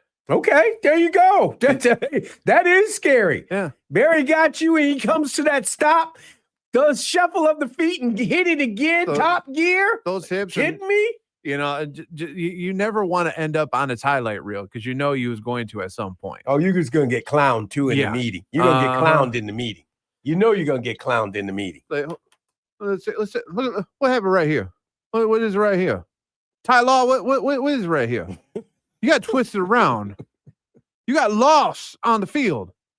What happened? What happened? Ty, what happened? You got twisted up around. So I'll go with I'll say Barry on offense. Defense. Right now I'll say Brian Branch. Nice. Okay. Because man, like I said, that's a scary man to look out for. Scary man. If you want to go now, in present time, Aiden Hutchinson. Yeah, that's another one too. That's the scariest. You see 97 coming? Drop everything you got. Yeah. Drop it all. And trust me, 180 mil, that ain't going to change a lick of his playability. Ain't going to change one tiny bit about him. Not iota. Not one iota. I got a text from I call him a good brother, my man Curbs, who made the drive up from Delaware to come up for tomorrow's game. What? Yeah. His father, I believe he said his father, it was either his father or his grandfather played for Michigan at some point. Okay. Back in the day, but he texted in his 3 keys to victory and a score prediction. He says, win the turnover game. Yep. That's one. Number 2, playing clean and no penalties. And honestly, I think that's definitely possible. I mean, you played as clean as you possibly could against your dirty rival last Saturday. So I don't think that should be too much of an issue, but I like rival. That's a good one for them. And number 3, no injuries. And trust me, as badly as, some of the rumors and potential injury report that could come out tomorrow could be, you want to try to limit everything, especially even going into a bye week. You want to make sure everyone is trying to be healthy as possible. And he gives a prediction that Michigan will beat the spread of 21.5. He's got Michigan winning 52-3. I like it. I like it. I He like says it. the scariest Detroit Lions, Barry Sanders and Aiden Hutchinson on offense and on defense. There you go. There's nothing wrong with that. Uh-huh. Nothing wrong with that. Yeah. So, Jamie, who are your what are your 3 keys to victory? 3 keys to victory. I start with this all the time. Both offense and defensive line need to be dominated. We need to dominate the offense, the defensive line, as well as the offensive line of both. And we've got to be dominant. We got to be able to run the ball, and we got to be able to stop the run. And then next key is turnovers. We can't have messy turnovers. We can't take this game lightly. Cannot take this game lightly. You got to come in with the same vigor that you went into that Michigan State game. They have got to be sought after and put to the ground on defense, and we've got to bowl them over if they get in the way on offense. So tenacity, no turnovers, and dominate the line of scrimmage. Those are my 3. Okay. I like that. I like that a lot. I think a lot of mine are going to be based on defense here, Jamie. Purdue is second to last in total yards given up in the Big Ten this year. The only team worse than them, can you guess that one? Only team with Michigan State? No, surprisingly not. It is Rutgers. Rutgers has given up the most yardage among Big Ten schools this year. That's why they shouldn't have, shouldn't have lost last. Michigan State shouldn't have lost. I know, but trust me, there's been a lot of games that Michigan State should have lost. Exactly. But here we are, still with our destiny ahead of us, and there's Michigan State back in the rear view right now. So there's that.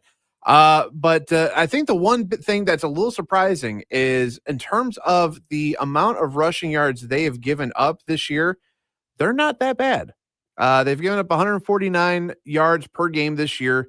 I think this ought to be a Jordan Marshall highlight reel game for that young stud in the backfield, because it doesn't seem like I don't think we will be seeing Justice Haynes tomorrow. I don't have insight. I don't have the full knowledge, but from what it sounds like, it does not seem all that well. But Michigan has rushed the second or third most rushing yards in the Big Ten, third most, only behind Indiana and Oregon at 220. So this ought to be a rushing game. So win the rushing battle, expose them for who they are, and that's and that's not a rushing team. Defensively, I'm really hoping that to kind of piggyback what you had mentioned, Jamie, the turnover battle. Mm-hmm. Shug, I want you to dip your hand. I want you to do what Amon-Ra does in those Honey Nut Cheerios commercials. Dip your hands in honey. Yeah. And snag a ball this time. Because he could have had 2 pick sixes in back-to-back weeks. I want to see an interception. It don't have to be a pick six. Give me an interception. So yeah, win the turnover battle. And then to kind of piggyback off of what my man Curb said, keep the injury bug down, because you want to be as healthy as you possibly get. You want to get 2 weeks where you are only focusing on the injuries that you've got right now. You don't want to add on to that injury list. That's the big thing. Mm-hmm. Do not add on to that injury list going into the bye, and then the week afterwards heading out to Chicago for the Battle of the George Jewett Trophy against the Northwestern Wildcats. You want to be as healthy as possible, because Northwestern is surprisingly good this year. So you want to keep that injury list as low as you possibly can. So those are my 3 keys right there. Win that rushing battle, get on the positive side of turnovers, and let's not add any injuries onto that injury list going into the bye week. I like it. Yeah. I like it. It's the way to go. I mean, it's personally, that's the way it should be. But I mean, you got to come in and play full out. They've got to give all they got against Purdue, because Purdue's going to come here and they're not thinking about us. They're thinking about their bye week. They're not waiting for us. They're thinking about their bye week. They don't know that we can play. Let's surprise them. Let's go out and get them. And of course, Coach Odoms is going to say to them, who in here was recruited by Michigan? Yep, that's usually how it starts off. Who in this room has been recruited by Michigan. It's usually how it starts out is who's recruited by Michigan or who didn't get a recruitment letter from Michigan. Right. And that's One of exactly those two. what's going to happen. Yeah, So I'm it's just put saying. Put a chip on everyone's shoulder to go out there and play a little heavier than they usually are. But like I said, I mean, it's the penalty aspect of things. I don't think the penalties are going to be will be anything close to what the Michigan State side is. But again, you do want to have the discipline, the ones that are the like individual penalty stuff, the ones that will impact before snap. So pre-snap penalties. Keep the false starts down. You know when the play is going to happen. Don't jump offside. Right. Know? Play the style of football that you're used to. It's basically what we're trying to get at here. Continue the same pressure that you had in quarters 2 and 3 and a majority of quarter 4 against Michigan State. Keep that same defensive pressure up. Not that last drive of the fourth quarter. Right. The other two. The other ones. Have a be a solidified defensive front, and you don't and you should come out with the victory. Just got a comment on the YouTube channel. If you're watching on YouTube, the big DTRJR, his 3 keys: no turnovers, keep Purdue quarterback in check, and long sustaining drives to keep them off the field. I like it. I like it too. Yeah, that's nice. Win that TOP. Win that TOP. That time of possession. 734-998-1050. 734-998-1050. What's up, Hadley? Well, guys, let's do the 3 keys. Get that over with. Yeah, like you said, Jamie, defense, offense. I want to see the defense just shut this team down. We haven't really shut a team down at all this year, really. I mean, really, other than Washington in the second half. Let's see a complete game, and you can do it with Purdue, because Purdue's had a lot of bad luck with games this year. I watched that Rutgers game. I mean, how much bad luck can you get when the quarterback gets his own pass and then fumbles it? Right. You ain't going to win a game that way. I'll say that. Wow. And I'm sure and I know we've discussed this to the end, Jamie. Oh, by the way, did you guys hear this today? I heard that Lane Brain James got a job, at least. I heard he was close to getting a job with Virginia Tech. Yeah, but I don't think it's been finalized yet. No. You guys haven't heard yet? No, have not heard that it was finalized. I just know that I think he likes them hills. He likes them. He likes that. What do you call it? Appalachians, the mountains. Yeah. Well, it's a good recruiting area for him too, because he's familiar with that area. Yeah, he does know that. So Philly, he will have more fun with Lane Brain James. He's not out of the world yet. So I heard he signed for $10 million. Wow. I understand that. Yeah, $10 million. I like it.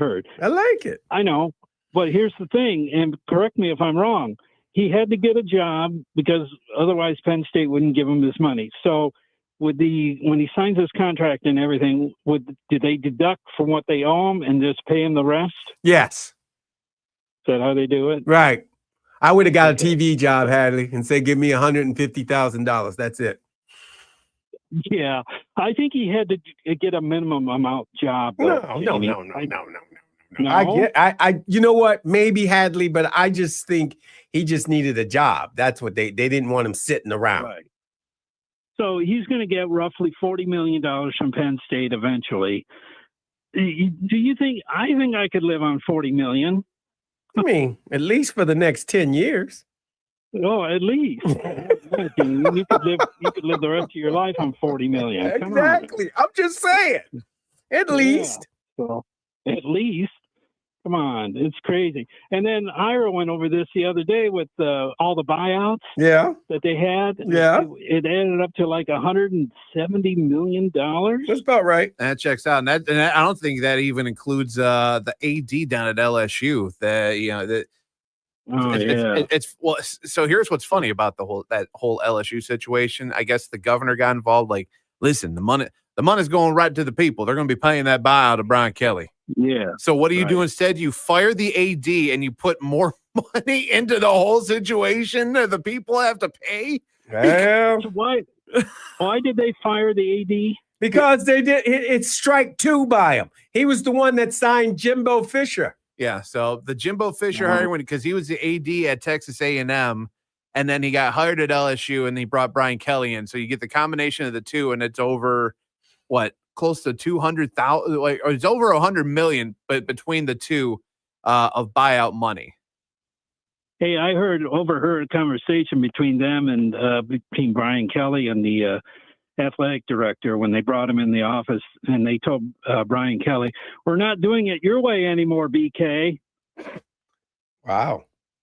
Well, don't you get it? I got it. We'll see it. I get the restaurant reference. I get the fast food reference. I got it. Everybody got it, Hadley. But you know who didn't? Brian Kelly, because he does not rule. You rule. No.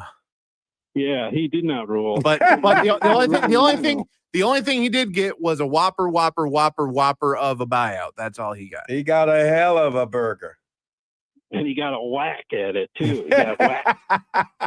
He got a whack. Big Whack. time. Yeah.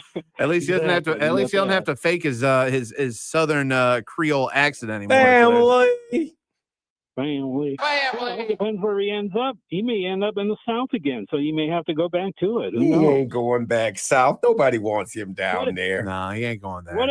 What if he goes east, Jamie? He has to learn a Boston accent. That's where that's where he's from. He's from New Hampshire. Yeah, he's from New Hampshire. When he was in the booth for LSU's bowl game last year, and he flat out dropped the southern accent and picked up his New England Boston accent. Boston, it was easy. It's like it's just natural to me, just these guys are playing wicked good ball. We'll head afterwards. We're gonna head on over to Javier and we'll go park the car with my khakis, and we'll have a wicked good time, kid.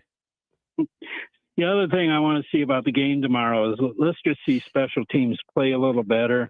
Try to catch the ball, and if it's going back past the 10-yard line, let it go to the end zone.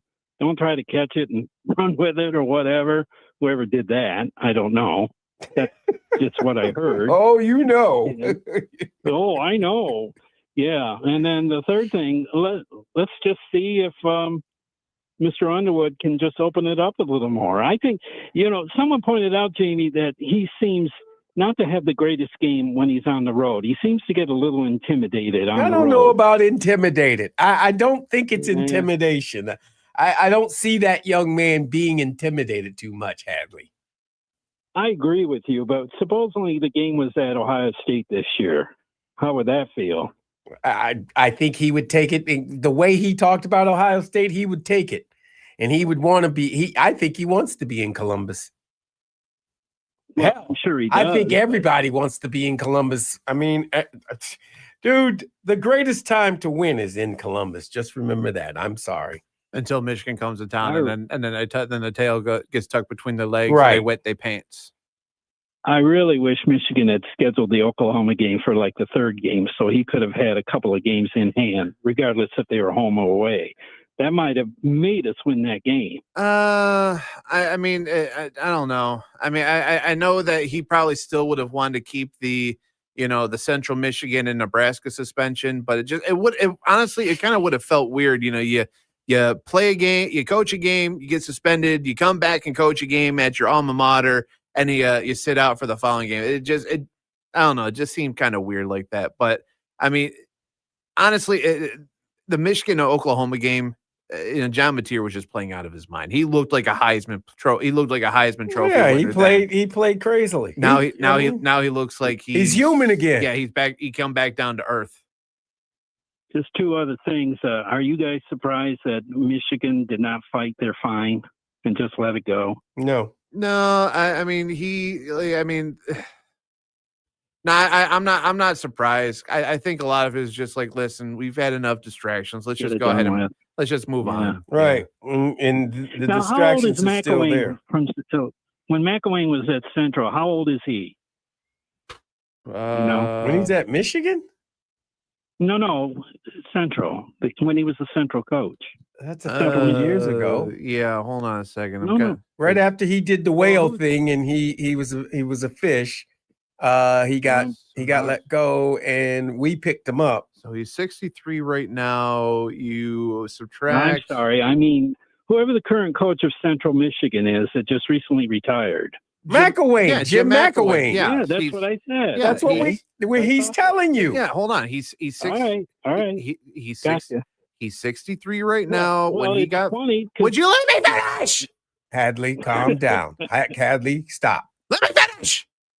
He's 63 right now. When he got hired at Central Michigan, you subtract 5, he was 58 years old when he got hired at Central Michigan.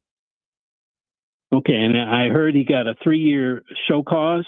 Probably, Right? but Yeah, because he ain't coming back. Yeah, he's a special assistant to the AD right now, so he's probably not going to go back to coaching unless he decides to get his 2-year show cause killed off, like in a mid-major program, in a group of 5 program. I can understand why they did it, but why? Because of his age. If he's not coming back to coaching, why give him a show cause? You know what, Hadley? Here's the deal. They gave him a show cause because he's supposed to be punished. They punished him. They're showing you that everybody gets punished if they do something wrong. Okay? I get you. Okay. And the point spread for tomorrow was 21 in the hook, 21 and a half.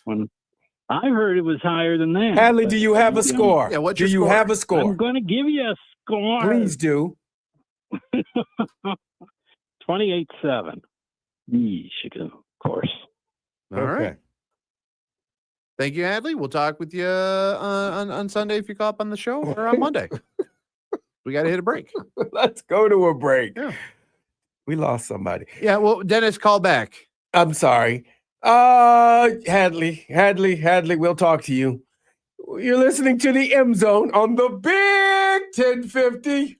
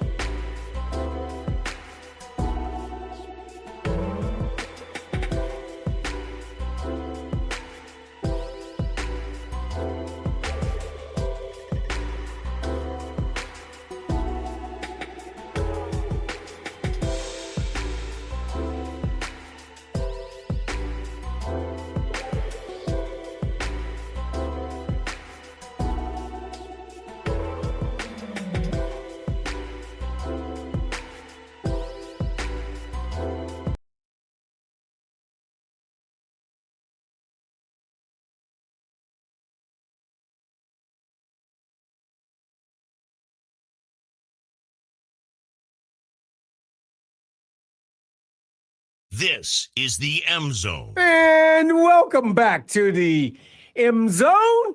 Jamie Morris, Matt the Hitman Missler, best guy in the Bizzler. Got another from John Green down in the heartlands of Tejas. Good brother, John Green. His 3 keys: limit the touches. Wow. Listen, there's nothing better than to get a comeback game. Get him something to get going, John. That's all I'll say. Work more on Bryce's passing opportunities and break in new and punt kick return personnel. I'm kind of curious if they're going to throw in Andrew Marsh a little bit more into the mix. I know he was going to get in. He'll be out there. Yeah, he was on the punt. He was on the punt return for the one. And I think there probably had to have been a little bit of a coaching moment between the special teams and JB during the week. So listen, all I'll say is this, and we mentioned this at one point earlier in the week. We get it. Samaj had some lapses in judgments. The young man is trying to work on something. Okay, let the young man work on what he needs to work on. Mm-hmm. There's no need to to bury the kid. Okay, he already feels like a heel. He's letting everybody down. He knows. He knows. If you don't believe me, he put it on his IG story. The young man is he knows. So you don't have to remind him. Right. He already knows. 734-998-1050. 734-998-1050. Philly E, what's up? How we doing today? Yeah, doing good, man. How yeah, about you? It's all good. All right. So my keys. Hey, listen, man. We're a heavy favorite. I'm not smartest guy in the room here. We're a heavy favorite. Just don't tell them. Let's not turn the ball over. And in light of what happened on offense last week, I don't think we need to come out and be an air assault. Let's just be bounced. Let's just run the ball down their throat and let's get some explosive out of the passing game, and I'm good. Honestly, it's all we need. Once they start loading up the box to stop the run, let's hurt them with some explosives, and we're good through the air. And lastly, injuries. We got to come out of it. We're losing people. We got to get healthy. So let's just get through this game comfortably with no injuries, and I'm good to go. Now, a couple things I got to clear up.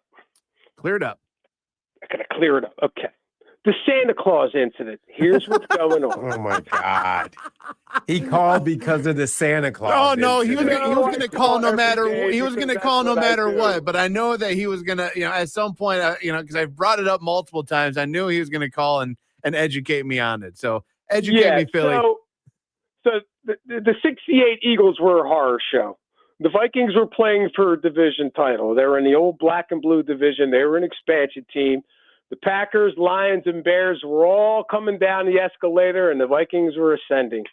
And they won their first title, and they clinched it in Philadelphia. And, of course, for the next 10 years, they dominated the Central Division. But this Santa Claus, this dude apparently was drunk as a skunk. So it's freezing cold out. It's a week before Christmas. You're 2-12. I mean, the season's over. And now here's this drunk walking across the side. So what did they do? They pelted him with snowballs. That's all. So that was that. And I have to say, there's a lot of people in the Philadelphia area that feel bad for Mitch Williams because anybody that watched that series, everybody knew he was gassed. Right, he was topping at it here's a fastball pitcher who has a hard time throwing strikes. Hence the term, the wild. Why did they stop talking to him? Why didn't they go up and meet him and say it's gonna be okay? Everything like that. I don't know. Maybe he was a jerk in the locker room. I know one thing, and it's on YouTube. I saw this about 8 years ago. Mm-hmm. They're at a roast or some type of congregation, and he was up at the podium, and him and Dykstra, who was sitting down, were going back and forth, dropping F-bombs. So obviously, years later, there was still bad blood. So they still have bad blood. Absolutely. I'm just saying. Dykstra's a creep, too. Great baseball player. I love this game, but, he's a creep. But the dude was topping out at 88, 89. I mean, he was gassed. And there was nobody to put in there because their setup guys, LA and West, they got bombed through that whole series. The reason they even got to a game 6 is because Schilling went 9 innings the game before. Anyway, so that clears that up. So, hey, they could even stuck a damaged goods, used up Bobby Thigpen, if you remember, was excellent in college and with the White Sox with the 57th save. But he had enough savvy, maybe he could have got him through an inning. I'm just saying. And oh, by the way, you know who the announcer was for that game? He was none other than our boy, Trouble with the Snap. Oh, my goodness. Oh, my God. Mr. McDonough of Michigan State and TCU debacle fame. Oh, my God. No. Thank goodness we ain't got McDonough on any of our broadcasts. We don't want that. No, we don't want that anyway. Nobody wants that. We don't need McDonough doing the games. And in terms of, dude, the two's the scariest guys. Offensively, it's got to be Megatron. He's probably, it's either him or Barry, right? They're both really scary, right? Yeah, that would got to be it right and now. Dominican Sue's got to be scary. I mean, come on. I mean, defensively, I'll tell you what, he was awesome. Yeah, defensively, yeah. I'm going to go with Alex Karras for a couple of reasons. I said that, right? Okay, he's Mongo. He knocked out a friggin' horse. He is Mongo. He is Mongo. That is a true statement. Blank that stuff. Here comes Mongo. Right? Here comes Mongo. And people don't realize that the 62 Lions were every bit as good as the 63 world champion Chicago Bears. Pedestrian on offense, outstanding with Hall of Famers on defense. There's only one problem. They played in 19. They had their team in 62, and there was a team called the 62 Packers that went 13-1. So it's kind of like your Tigers in 61. Unbelievable team. Problem is they had to compete with the 61 Yankees, a historic team. Yeah. The 62 Lions went through the same thing. If they had that team in 63, they'd have been world champions because the 63 Bears they're almost like carbon copies. But it was the wrong year to have that year. And the leader of that defense was none other than the Iowa All-American Alex Karras, who I think finally got in the Hall of Fame. Is that did he just get in the Hall of Fame recently? Finally? Anybody know? I'm not sure. I don't think he's in the Hall of Fame. I thought he recently finally got. I mean, what do I know? The hell do I know? So that's where I'm at with that. And I would have to say one of those reasons that the Packers were down is, and Karras plays a part of it. Alex Karras and Paul Hornung were suspended for gambling. Right, they were. So that played into the 63 Bears jumping up and grabbing the gusto. So just to put that to bed. And Penn State, I'm going to tell you right now, all these kids came back to have a year. They have the personnel to win this game. This is what they needed on their schedule to really save this season. Mm-hmm. There is no reason they can't go in there. I say the same thing. They got a defensive coordinator who can inspire them by telling them what Ohio State really thinks of them. I agree. I think, dude, they can pull off what we pulled off last year with Davis Warren. Yeah. What the hell's the difference? Now, I don't know what their quarterback is like. Is he a dual threat guy? Because I haven't seen him because they had the one game and then they had the bye. So, I don't know what this kid looks like. But obviously, he's not going to win in the game. But, if they could run the football with... They just got to run the ball. Run the ball, kick field goals, and play defense. That's defense. Don't you think that's enough? Now, this kid's going to have to throw it or listen, if he's a dual threat guy, all he has to do is throw it. And if he's a dual threat guy, obviously that would help, right? Because then you got some read option. I already said Penn State was much better off with a dual threat guy, but they had Mr. Aller, who's hurt now, But quite frankly, he wasn't getting it done anyway. Lane Brain James is better off a dual threat guy. I've been saying that for a few years. Anyway. Yes, you have said that. Yes, you have. If they could get this kid to just not lose the game, manage the games, because that's first and foremost. And if that running game could protect that defense, and the longer they stay in the game, your boy Blackbeard, he might start to pucker up just a bit. So I'm interested in it tomorrow because those kids need to understand they didn't come back for nothing. Okay, national championships off the table, but we know what you can do. You beat this team and you run off a string of games and you win your bowl game. When those guys come back to Happy Valley 10, 15, 20 years from now, they can always hang their hat on that and feel good about that. They really have a lot to play for tomorrow. They really do. So those kids have an incredible opportunity. And speaking of an incredible opportunity, you know what? J.J. McCarthy is the starting quarterback on Sunday. So I don't know how that's going to turn out, but you saw what happened to Carson Wentz with that offensive line, man. Look at JJ will give them legs. That Carson Wentz does not have legs. JJ will run, and he better run hard. I'm just telling you, you better have that clock in his head going really good. Well, quick, Miz. Yeah. I've been called so much worse in my lifetime. A lot of things we can't say on the radio. But what's up, Philly? Talk to me. Hey, Wiz. The Whistler, yeah, right. You gave an injury report. Is Van Ginkel still out for the Vikings? Let me actually go back. It's the tackle I want to know. What was the tackle's name? Van Ginkel was a full practice. Darrisaw? Yeah, Darrisaw. Is he playing? So I don't think the Vikings have released their Friday injury list, but they did release the one on Thursday that Van Ginkel was a full practice, so he should be cleared to play on Sunday. And then who was it? Christian Darrisaw. Darrisaw didn't practice, so he may be doubtful, or again, depending on if I don't know if Minnesota released. I didn't see anything about Friday. Brock Purdy's ready. But we're not talking about the 49ers and their luck. Recent update, they said Christian Darrisaw is questionable for the game on Sunday, along with Josh Metellus, Brian O'Neill, and Andrew Van Ginkel.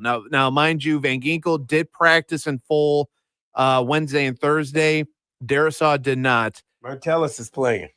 Yeah, Metellus is in, but I said that. Yeah, the three players that are out: C.J. Ham, Jeff Okudah, and Josh Oliver for Minnesota. Okudah's been struggling anyway. Okudah's been struggling ever since. You go get these linemen, and they still don't want to play. Still not playing. No. But they're injured. It's amazing that they went out and got three guys for their interior. Right. And they get hurt, they get injured, and the center. Nothing against it. I get it, but I'm just saying. I mean, you got injured guys. You didn't get me guys that want to play. I'm sorry. Can't make the club in the tub, can you, Jamie Morris? Exactly. Can't make the club in the tub. By the way, did you guys see who Sam had on his new dropping dimes? I did see that. I was surprised. I'm like, I had to double check. I'm like, wait a minute. Yeah, I'm like, wait a second. I saw T-Wheat. I wasn't sure if he was able to pull that off because he's still coaching. No, I wasn't sure. No, we get together. I'll let you know. Okay, yeah. I wasn't sure if there were rules about that stuff. No, he's fine. Okay, T-Wheat good. Yeah, I think that's an outstanding pick. I love listening to him talk. I heard him. You guys had him on, or maybe Sam had him on once before earlier. We had him at the golf outing. Yeah, we had him on the golf when we did the golf on Main thing. Like I said, it's always great to hear from Wheat, and he's old school and he's no nonsense. I absolutely love it. I love it. You know what I mean? Yeah, he's old school. Absolutely love it. So it's good. It's good that he's on there. That's going to be just something else to add to our entertainment for all the podcasts and all the stuff that they have out there. So anyway, okay. So the final shall be ready. Yeah. Michigan 37, Purdue 10. How you like that? I like it. All right, spread. All right. Time. Thank you, Philly. You boys have a good weekend. Make all your picks. Pick Penn State. Luckily, I didn't put that one on the board. And by the way, Purdue's quarterback Ryan Brown, I guess you would consider him a dual threat. 175 rushing yards on 51 attempts, but he has been sacked quite a bit. And Alex Karras was inducted into the Hall of Fame in 2020. Oh, okay, good. So we got that little bit out of the way. Dennis did text in. He had to give the candy out to the kiddies, and he said his 3 keys: don't take Purdue lightly, make plays when in position, no drop passes, interceptions, or missed tackles, and win the line of scrimmage on both sides of the ball. So that's those are Dennis's 3 keys, because he had to go hand out the candy to the kids. So Dennis, thank you for calling in, and take care of yourself. So Jamie, you ready to do them pick'ems, brother? I'm doing it. Let's do this. All right. I think we can actually play the music on the stream. So there we go. We'll just do that. 5 games of notes. And no, I did not put Ohio State, Penn State on this list. Because why? Because we know how this game is going to play out. I was going to pick an upset. BS. No, you're right. Yeah. We'll start with the first game, which is on the interesting side of things. 12 noon on ABC. It's number 9 Vanderbilt traveling to Austin to take on number 20 Texas at 12 noon. Texas a 3.5-point favorite. Again, these odds are coming from ESPN Bet. Obviously, bet on your own responsibility. We're not responsible for your betting. No telling whether Arch Manning is going to be playing in this game, Jamie. So I'll give you that one. Who you got in this matchup? Arch is not playing? Well, we don't know. He's questionable, still in concussion protocol. I'll call you tomorrow morning then. I'm joking. I ain't going to answer. We got to go with it's at home. Vandy's home. I'll take Vandy. It's in Austin. Oh, damn. Yeah. Texas in a squeaker. Texas in a squeaker. I'm going to go with Vanderbilt on this one. I know Texas is undefeated at home. Right. But that's why I'm taking Texas. I do think that Vanderbilt is still running a high, and I think that there still might be some confusion with Texas with their backup quarterback, and the element of, is Sark going to the NFL? That I think is going to loom over a little bit. So I'll take Vanderbilt in the victory in that one. Coming up at 3:45, they made it specific. 3:45 on ESPN2. Number 15, Virginia travels to the West Coast in a conference matchup against California. Virginia, 5.5-point favorite. Jamie, who you like? I hope they left Thursday. Which is yesterday. So if they didn't, we're in trouble. But I'm going to go with Virginia. California is sneakingly pretty good, actually. But I do think Virginia takes the win in this one. I think it's going to be a little bit closer for the Cavaliers to take their dub in conference play. 7:30 on ABC. Number 18, Oklahoma, looking to shake off an upset loss at home to Ole Miss. They hit the road to Knoxville to take on the Volunteers of Tennessee, number 14 in the country. 2.5-point favorite are the Volunteers, Jamie Morris. Ooh, that's a toughie. That is a toughie. You know what? I did believe in Oklahoma for a while, but after this kid had his surgery on his hand, I'm gonna take the Tennessee Volunteers. Mara Morris has got a song called Tennessee Orange. I'm pretty sure that's going to be what it's going to be feeling like. I'm pretty sure they'll be singing Rocky Top all night long. But I'll take the Volunteers in this one to pull off the victory over Oklahoma. 7:30 on NBC and Peacock. It's the number 23 ranked USC Trojans traveling to Lincoln, Nebraska to take on the Cornhuskers. It's a blackout. The black shirts are in full effect, but the Trojans are a 4.5-point favorite on the road. Jamie Morris. Oh my goodness, that's a tough one. That's a tough one. I have not seen that Nebraska toughness since the Cincinnati game. In the game, in the opener, yeah. That's why. The Cincinnati game. It's been a minute. It's been a hot minute, brother. Give me USC. I'm sorry. Give me USC. I don't think you could wear all black. You can wear all red. You can wear polka dots and frilly boas like Hulk Hogan. I've got USC winning this one, even after a bye week. Give me the Trojans to win that one. A late night matchup that actually could be interesting, hopefully, in a Big 12 after dark. It's number 17 Cincinnati heading out to Salt Lake City to take on the number 24 ranked Utah Utes. at 10:15 on ESPN. Utah is a 10.5-point favorite. Are you giving me 2 for Utah, or are you going the Angelique Fighting Chingalises? Ooh, that Cincinnati offense is good. They are really good, yeah. Really good. And I've seen Utah, and I took Texas. I remember I took Utah over Texas Tech. You did. And I thought, oh yeah, we got this one. And said, no, we don't. Never mind. I'm not gonna give them another chance to hurt me. But you know what? I said that to myself, and I'm gonna take the Utes because it's a late game. Give me that clock. I'm gonna say it's that clock that's gonna hurt Cincinnati. Utah got the best of every world handed on a silver platter last weekend and held Colorado to negative yardage in the first half. It's not going to happen against Cincinnati. I'm going to take the Bearcats and their offense to pull off a huge road dub and upset in Utah itself. Give me Cincinnati in the upset. That takes us to our game that we're going to be having on these airwaves starting at 3 o'clock with the Chap On-Site Fueling countdown to kickoff. It's unranked Purdue, winless in the Big Ten, traveling to number 21 Michigan, 21.5-point favorite. You can catch the game on the Big Ten Network as well. Our good friend, one Mr. Jake Butt, will be also on that call on TV. So you got that going for you. Jamie, I know who you're picking. I guess the question is, do they beat the spread of 21.5? Well, I got a 38 to 13, so I think so. 38 to 13. Yeah. Oh, okay. I don't think it's going to be as exorbitant as my friend Curbs had of 52 to 3. I didn't have it there. No. I don't think it's going to be that big of a blowout. That's why I said 38-13. But I do think by the time we get to the fourth quarter, we are seeing second string guys getting their time on the field. I'm going to take Michigan winning this one. I'm going to go 45-10, the final.